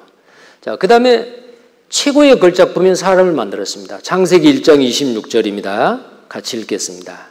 하나님이 가라사대 우리의 형상을 따라 우리의 모양대로 우리가 사람을 만들고 그로 바다의 고기와 공중의 새와 육축과 온 땅과 땅에 기는 모든 것을 다스리게 하자 하시고, 자, 하나님이 우리라고 했어요. 우리가 누구냐면 하나님이 성부, 성자, 성령 삼위의 하나님이에요. 그래서 복수예요. 우리. 하나님 자신이 우리라고 한 거예요. 자, 하나님의 형상대로 사람을 만들었다. 뭔가를 만들려면 반드시 설계도가 필요하지요. 비행기의 설계도, 집의 설계도, 엔진의 설계도. 마찬가지로 우리 사람을 만드실 때 하나님이 설계도를 전부 다 미리 디자인해서 넣어놨어요. 그 설계도가 다 달라요. 지금 79억이 삽니다. 근데 일란성 쌍둥이도 달라요. 왜 그럴까요? 설계도가 다르다니까요. 몇 년 전에 게놈 지도를 밝혔죠. 인간의 그 설계도를 밝혀낸 거예요. DNA라고도 합니다. 여기 인간의 설계도가 뭐냐? DNA란 말이에요. 근데 우리 몸의 세포가 60쪽에서 100쪽인데 그 세포 핵 속에 들어있는 DNA가 다 들어있어요. 우리 몸의 설계도가 다 들어있어요. 그래서 복제를 하는 거예요. 세포를 떼가지고 그 DNA에 의해서 복제를 해요. 사람의 몸은 60쪽에서 100쪽의 세포로 이루어져 있다. 이 세포 속에는 이렇게 복잡하게 되어 있습니다. 우리 눈에는 안 보이죠. 고성능 현미경을 통해야 확인할 수 있습니다. 자, 이 세포에는 세포핵이 있고 세포핵 밖에는 발전소에 해당되는 미토콘드리아가 있어요. 그 외에 여러 가지 기관들이 있죠. 자, 시편 139편 13절 14절에 주께서 하나님께서 내 장부를 지으시며 나의 모태에서 나를 조직하셨나이다. 내가 주께 감사하오면 나를 지으심이 신묘막측하심이라. 그리고 내 몸에다가 여기 보시면 기록해 놨다 그랬어요. 나의 형체가 주의 앞에 숨기우지 못하였나이다. 내 형질이 이루기 전에 주의 눈이 보셨으며 나를 위하여 정한 날이 하나도 되기 전에 주의 책에 다 기록이 되었나이다. 우리 몸에 설계도가 있단 말이에요. 그 설계도를 누가 그렸느냐? 하나님이요. 부모가 아니에요. 만약에 사람이 만들었다면 똑같은 사람이 나올 수 있어요. 그런데 같은 부모에서 나오는 형제 자매들이 다 다르죠. 왜 그럴까요? 설계도가 다르기 때문에 그래요. 근데 그 설계도를 누가 만든 거예요? 하나님이 만드셨다니까요. 내 형체가 이루기 전에 주의 책에 나의 모든 것을 다 기록해 놨네야 돼. 그게 설계도예요. 자, 다인과 진화론입니다. 수학적인 정의로 10의 50승분의 1부는 절대로 일어날 수 없는 확률이에요. 근데 자연 상태에서 DNA를 포함한 세포 한 개가 우연히 저절로 만들어질 확률은 10의 16만 7,626승분의 1입니다. 이것은 진화론자들은 진화론을 확률적으로 가능성이 있다. 불가능합니다. 여러분 상식적으로 생각해 봐도요. 이 확률, 수학에서 불가능한 확률은 10의 50승분의 1이에요. 이보다 더 높으면 절대 안 일어납니다. 근데 비행기 부품이 약 600만 개예요. 비행기 부품이. 근데 만약에 여러분들에게 비행기를 한 대 선물로 준다면 어떻겠어요? 좋겠죠? 그렇죠. 그런데 비행기를 어떻게 주느냐면은 부품을 전부 다 분해해가지고 그 부품을 준다면 그거 뭐예요?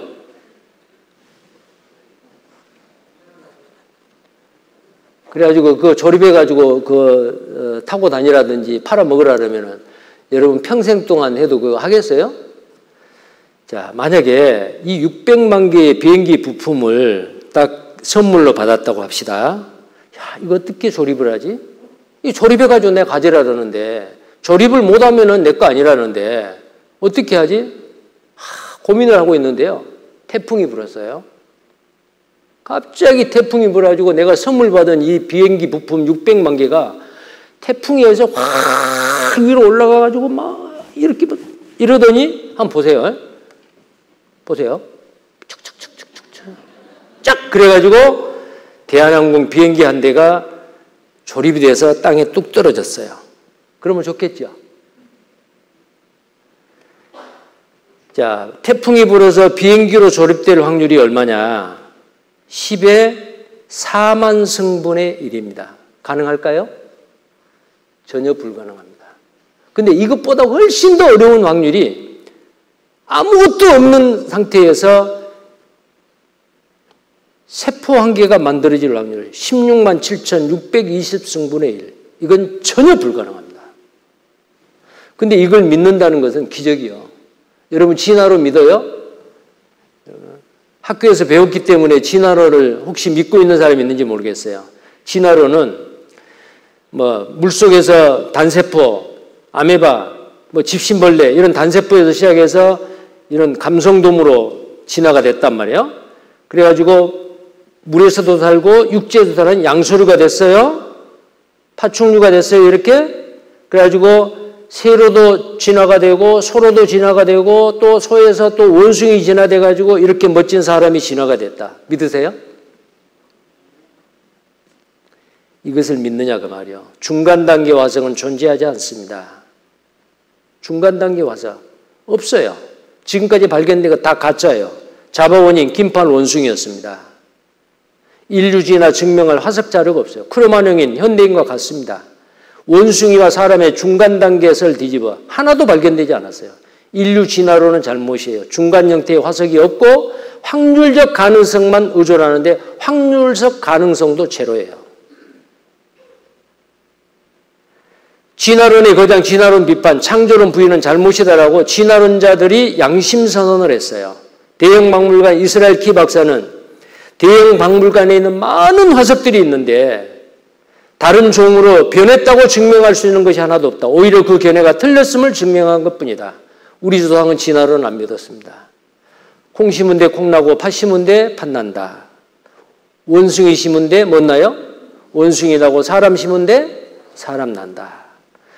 자, 우주 만물을 지구, 식물, 동물, 사람, 하나님은 사람을 만들 때 하나님과 동등한 인격으로, 신격으로 사랑의 짝으로 만들었어요. 그래서 창세기 1장 27절에 하나님이 자기 형상, 영이 같아요. 사람을 창조하시되 남자와 여자를 창조하시고 그래서 성경에 하나님께서 사람에게 나는 너에게 장가들겠다. 자, 내가 내게 장가들어 영원히 살되 공변됨과 은총과 긍휼히 여김으로 내게 장가들며 진실함으로 내게 장가들리니 내가 여호와를 알리라. 하나님은 우리에게 장가들기를 원해요. 이건 무슨 말이에요? 사랑의 대상으로 삼기 원한단 말이에요. 그럼 우리가 하나님같이 돼야 돼요.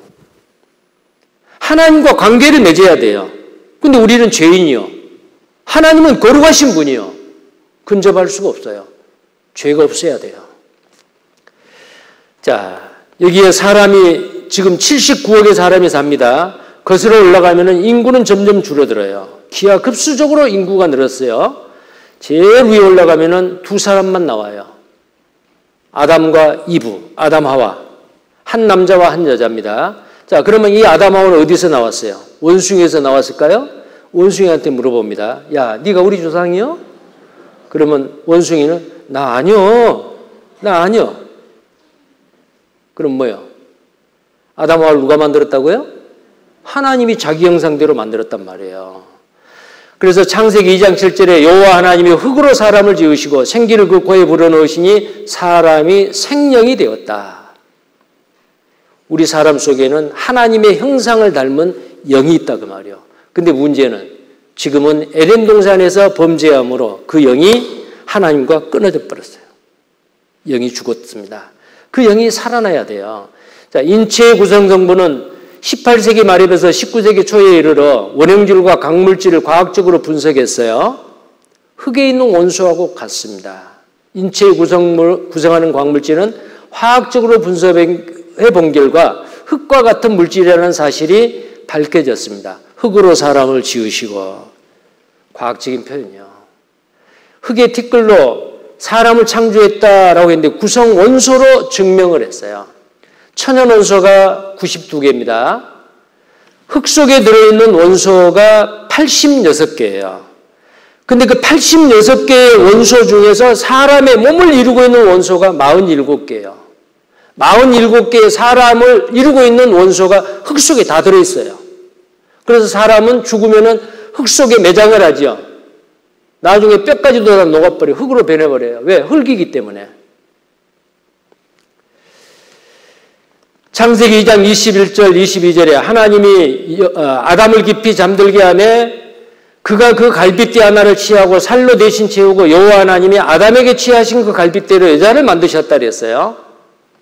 자, 얼마나 깊은 잠을 들었으면 갈빗대 하나를 빼도 안 아팠을까요? 잠도 깨지 않았고요. 이건 뭘 나타내요? 여러분 혹시 수술 받아본 적 있어요? 수술할 때 아파요, 안 아파요? 몰라요. 수술했는지 안 했는지도 몰라요. 마취가 돼버렸어요. 그러니까 아담도 하나님께서 마취를 시킨 거예요. 갈빗뼈 하나를 뺐어요. 우리 몸에서 가장 세포 분열이 잘 되는 것이 갈빗뼈라고 그래요. 하나님이 그렇게 만드신 거예요. 사람도 세포 하나를 떼가지고 복제를 하는데 하나님이 그 못해요? 하나님께서 여자를 만들 때 갈빗뼈를 뺐어요. 근데 그 전에는요, 이것을 보고 심프슨이라고 하는 영국의 젊은 의사가요, 그 전에는 마취제가 개발되기 전에는 발이 썩는다, 꽁뚱 묶어놓고 발을 톱으로 잘랐어요. 수술할 때 얼마나 고통스러웠겠어요. 자, 이게 바로 마취제가 발명하기 전에의 수술 기구들이에요. 톱으로 막 썰고 나수로 잘라버려요. 이게 수술 기구입니다. 수술한 장면 보세요. 공포에 질려 있죠. 그런데 성경에서 영감을 얻어 발견한 마취제, 제임스 심프슨이라고 하는 영국의 젊은 의사가 너무너무 고통스럽게 수술받고 있는 모습을 보고 자기도 수술을 했으니까요. 고통받지 않냐고 수술받는 방법이 없을까? 방금 말씀드린 창세기 2장에 나와 있는 아담을 깊이 잠들게 하신 후 갈빗뼈 하나를 취해서 여자를 만들었다. 그 말씀을 딱 보고 영감을 얻었어요. 아하. 아프지 않을 정도로 아프지 않도록 잠을 재울 수 있는 게 뭐냐. 그래서 이분이 마취제를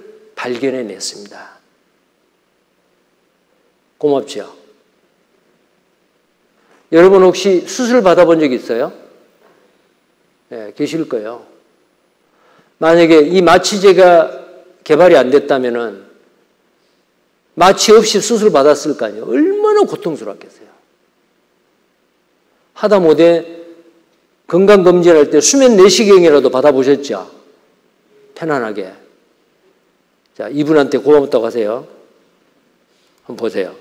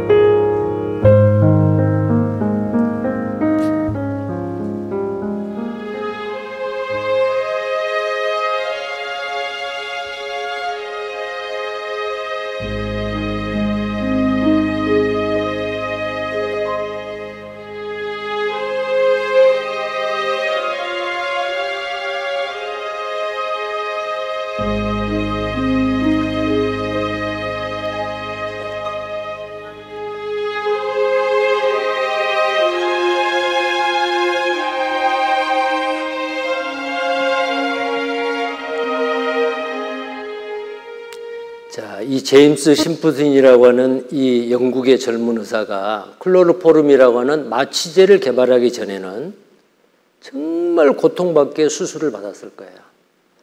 그게 개발된 게 1847년이요. 그리 오래되지 않았죠. 근데 이미 3500년 전의 성경에는 그런 내용이 나와 있잖아요. 자, 이제는 성경 속에 인류의 역사가 시작이 되고 그 역사가 진행되는 과정에서 많은 사건들이 일어났습니다.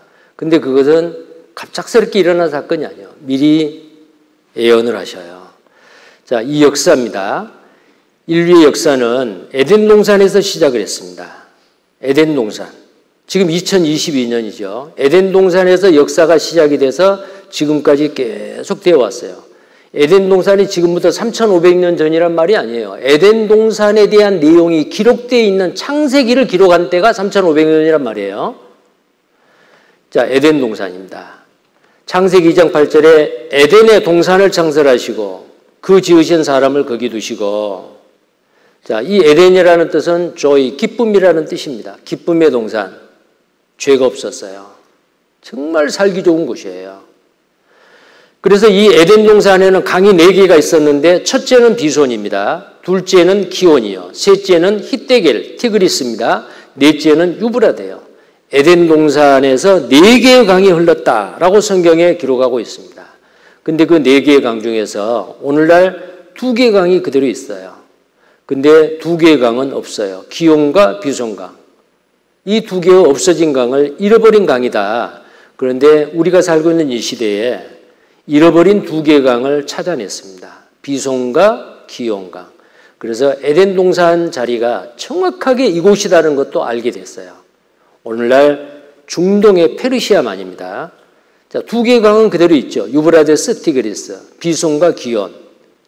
자, 나머지 2 강은 비손과 기온은 왜 없나? 인공위성에 의해서 찾아낸 겁니다. 보세요. 마침내 우리 시대에 발견된 에덴 동산은 3000년 성경 역사 속에서 베일에 쌓여 있었는데 그 신비가 30년의 인공위성 기술에 의해 드디어 밝혀졌다. 성경에서는 에덴 동산의 위치가 이곳의 근원이 되는 티그리스강과 유프라테스강과 다른 2개의 강인 비손강과 기온강이 있는 곳이라고 묘사되어 있다. 그런데 문제는 현재 터키에 흐르고 있는 티그리스강과 유프라테스강은 시리아와 이라크에서부터 오는 강들과 근원이 틀리다는 것이다. 그리고 그곳에 비손과 기온강은 현재 존재하지 않다는 것이다. 그러나 고고학자인 지오르스 차린 교수는 이 수수께끼를 풀 수 있다고 믿었다. 그는 1971년에 최초의 고대 인류 발생지를 찾기 위해 아라비아 반도를 여행하였다.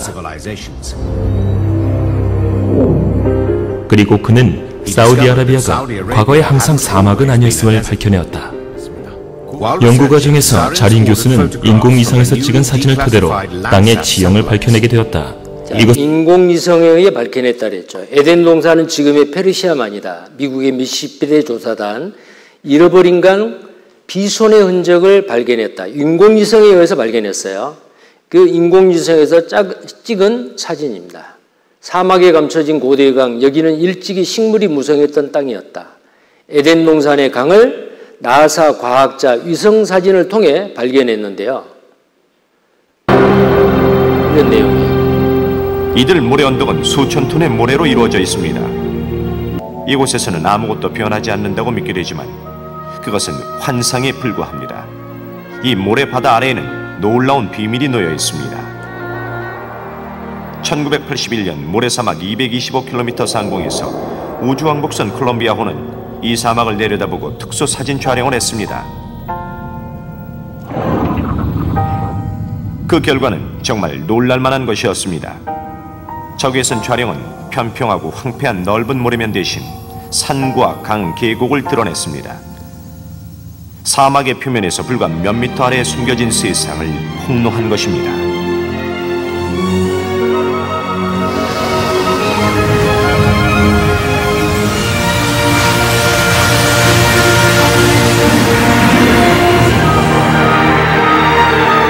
지금은 사막이지만 미국의 우주왕복선 고대 광줄기를 찾아냈다 그랬죠. 지하 10m까지 투시해서 찍는 나사의 장비가 있는데 그 콜롬비아호가 그 강줄기를 찾아냈습니다. 성서 속 에덴 동산은 바로 이곳이다. 자, 그 에덴 동산 그 자리를 찾아냈잖아요. 자, 그럼 그 에덴 동산에서 인류 역사 시작할 때에 무슨 일이 일어났느냐? 창세기 2장 9절에 에덴 동산 중앙에 선악을 알게 하는 나무의 실과가 있었어요. 그리고 생명나무가 있었어요. 동산에 있는 모든 나무의 실과를 다 먹어도 좋다. 그러나 선악을 알게 하는 선악과는 먹지 말라. 먹는 날에는 정령 죽으리라. 그런데 어때요? 따먹었어요. 그걸 따먹고 무화과 잎사귀로 치마를 만들어서 숨었어요. 그때 하나님이 내가 어디 있느냐 불렀습니다. 예, 제가 벗었으므로 두려워 숨었나이다. 그들을 불러내서 무화과 잎사귀 치마를 벗기고 아담 하와에게 가죽옷을 지어 입혔습니다. 그리고 에덴 동산에서 쫓아냈어요.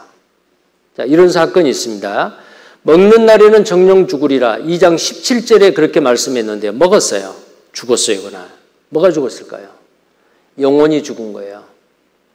에스겔 18장 4절에 아비의 영혼이 내게 속함같이 아들의 영혼도 내게 속하였나니 범죄한 그 영혼이 죽으리라.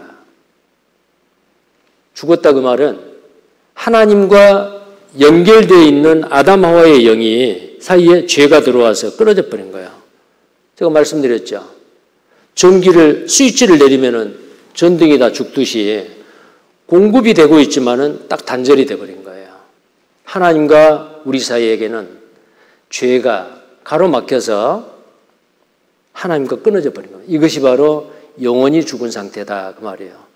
자, 무화과 잎사귀 치마를 입고 에덴 동산에서 이렇게 쫓겨납니다. 자, 아담도 실제로 있었습니다. 인류는 한 여자로부터 왔다. 자, 왜 그러냐면은 모든 인류에게 세포핵 밖에 있는 미토콘드리아가 있는데 미토콘드리아는 반드시 아버지에게서 오는 게 아니에요. 어머니에게서 딸과 아들에게 와요. 그리고 이 딸이 결혼하면은 또 이 결혼해서 자기 아들과 딸에게 미토콘드리아를 유전해줘요. 근데 이걸 전 세계에 표집을 해가지고 조사를 해보니까 깜짝 놀라운 사실을 발견한 겁니다. 이 지구상에 있는 모든 남자 여자의 몸속에 있는 미토콘드리아는 한 여자에게서 왔다라는 결론을 내렸어요. 자, 인류는 한 여자로부터 왔다라는 거예요. 창세기 3장 24절에 자, 생명나무의 길을 침범하지 못하도록 화영검을 가진 그룹이라는 천사가 막았어요. 그리고 에덴 동산은 땅속에 집어넣어버린 거예요. 에스겔 31장 16절에 에덴의 모든 나무고 레바논의 뛰어나고 아름다운 나무들로 지하에서 위로를 받게 하였느니라. 에덴의 모든 나무가 지하에 내려갔다. 그럼 에덴의 그 모든 나무와 그 에덴 동산에 살고 있는 그 하나님이 창조하신 그 모든 동물들 있잖아요. 물론 에덴 동산 밖에서도 살았겠죠. 맘모스 동물, 공룡과 같은 동물도 땅속에 전부 다 매몰된 거예요. 지하에서 위로를 받게 하였다.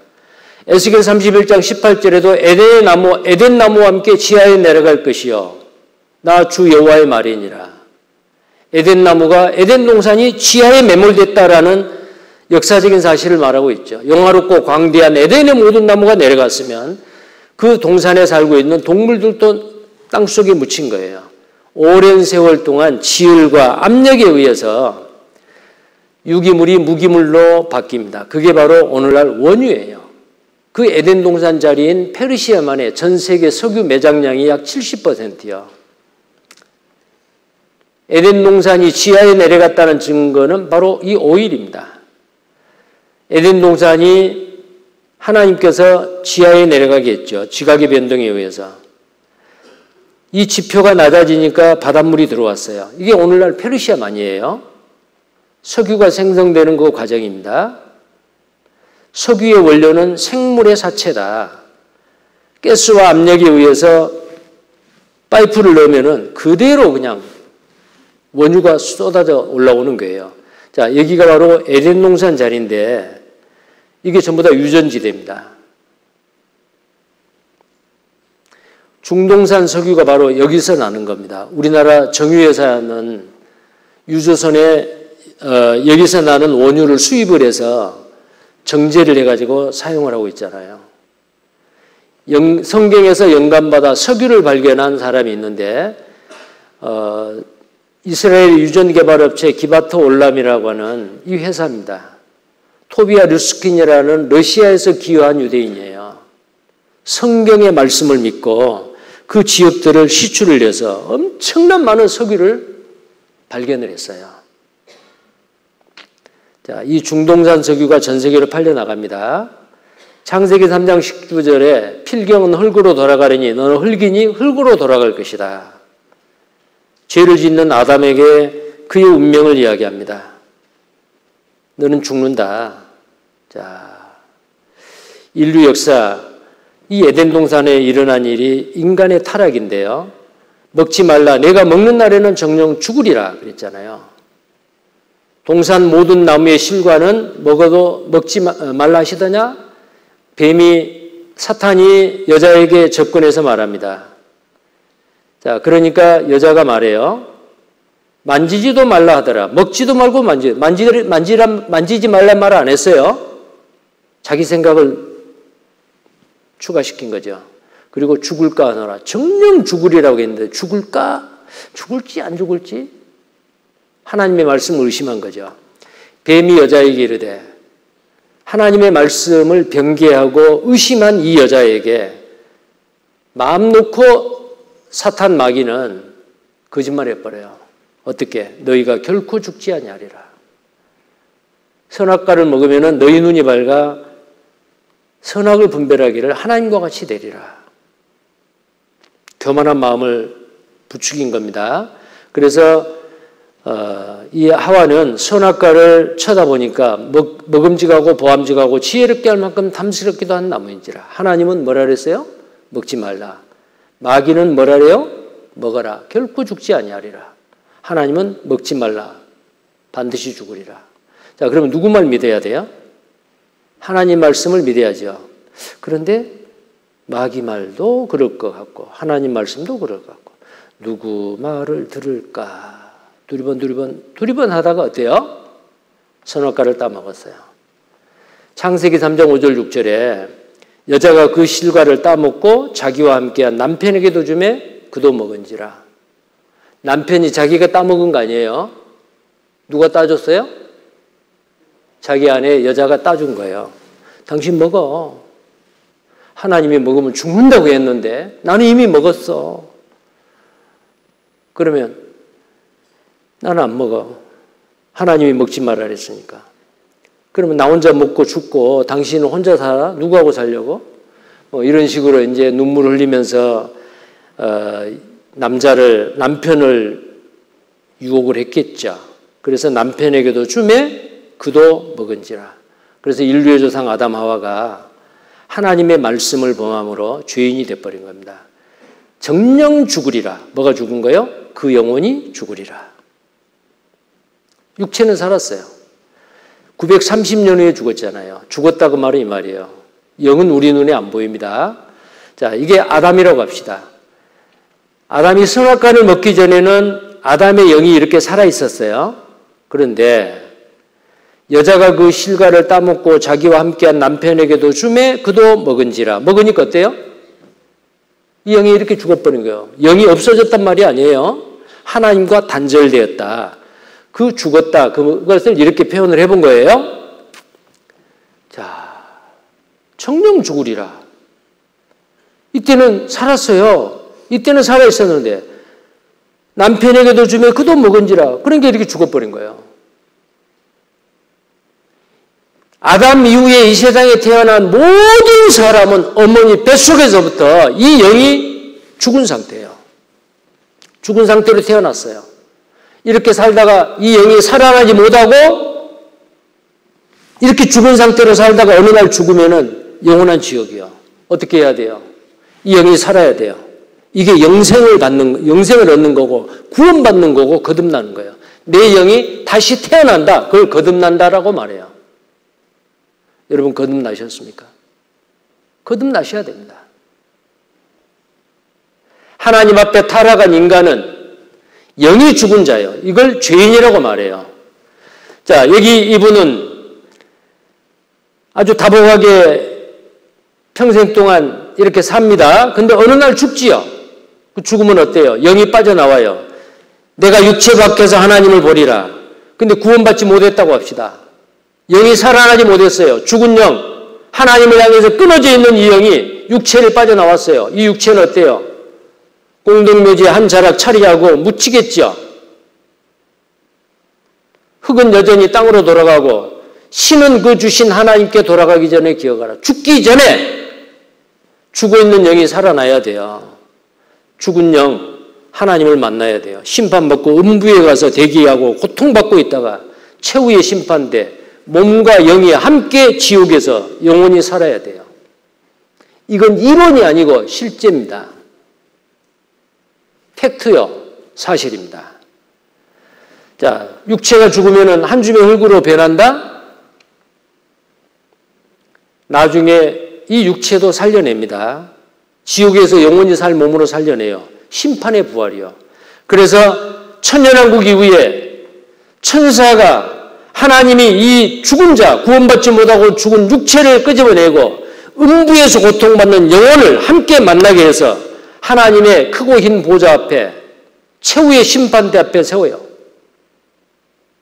사람으로 태어나서 이 세상에서 하나님을 믿지 아니하고 구원받지 못하고 내 생각대로 떠돌이 별과 같이 하나님이 정해놓으신 길을 발견하지 못하고 내 멋대로 살다가 내 생각대로 살다가 어느 날 죽어서 하나님 앞에 서야 돼요. 이게 최후의 심판이요. 사람이 한 번 죽는 것은 정하신 것이요. 그 후에는 심판이 있다 그랬죠. 자, 심판 오래 걸리지 않습니다. 자기 죄를 자기가 짓고 해야 돼요. 빈손이잖아요. 이 세상에 태어나서 어떤 죄를 지었는지, 얼마나 큰 죄를 지었는지, 얼마나 자주 지었는지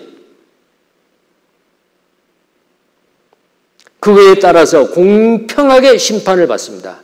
그리고 천사가 이를 데려다가 둘째 사망 곧 불못에 던집니다. 둘째 사망 곧 불못이요. 단테의 신곡의 지옥편에 보면은 이곳에 오는 자는 희망을 버려라. 지옥에 한번 들어가면 다시는 구출될 가능성은 없어요. 자, 왜 이렇게 됐느냐? 모든 인류의 운명이 이렇게 됐어요. 왜? 최초의 인류의 조상 아담 하와가 하나님 앞에 범죄함으로 죄인이 되어버렸어요. 그럼 우리는 이 땅에서 살다가 아담 때문에 지옥 가느냐? 근데 하나님은요, 한 사람도 지옥 가기를 원하지 않아요. 모든 사람을 다시 회복시켜요. 죄 하나도 안 짓는 사람으로 회복을 시켜요. 그 방법은 너희들이 착하게 살아라, 남을 많이 도와줘라, 봉사활동 많이 해라. 아니요. 그렇게 해서 천국 갈 사람 한 사람도 없습니다. 그렇게 해서 가려면 태어나서 죽을 때까지 거짓말 한 번도 안 해야 돼요. 화를 한 번도 안 내야 돼요. 다른 사람 한 번도 미워한 적이 없어야 돼요. 그렇게 할 사람 아무도 없죠. 어떻게 해야 되죠? 천국은 행함으로 가는 나라가 아니고 믿음으로 가는 나라예요. 근데 하나님이 계신지 안 계신지, 성경이 사실인지 아닌지 모르는데 어떻게 믿어요? 자, 우리는 천국 갈 수 있는 믿음을 갖고 그 믿음으로 말미암아 영원한 생명을 얻기 위해서 어제부터 지금 오늘 둘째 날까지 말씀 앞에 나와서 이 말씀을 배우고 있어요. 처음부터 하나님 믿는 사람이 어디 있습니까? 점점 말씀을 듣다 보면은 성경이 이게 보통 책이 아니네. 하나님이 없다고 생각했는데 이 성경이 점점 사실로 다가오는 거예요. 하나님과 멀어져 있던 내가 점점 하나님께로 점점 다가가, 나도 모르는 사이에.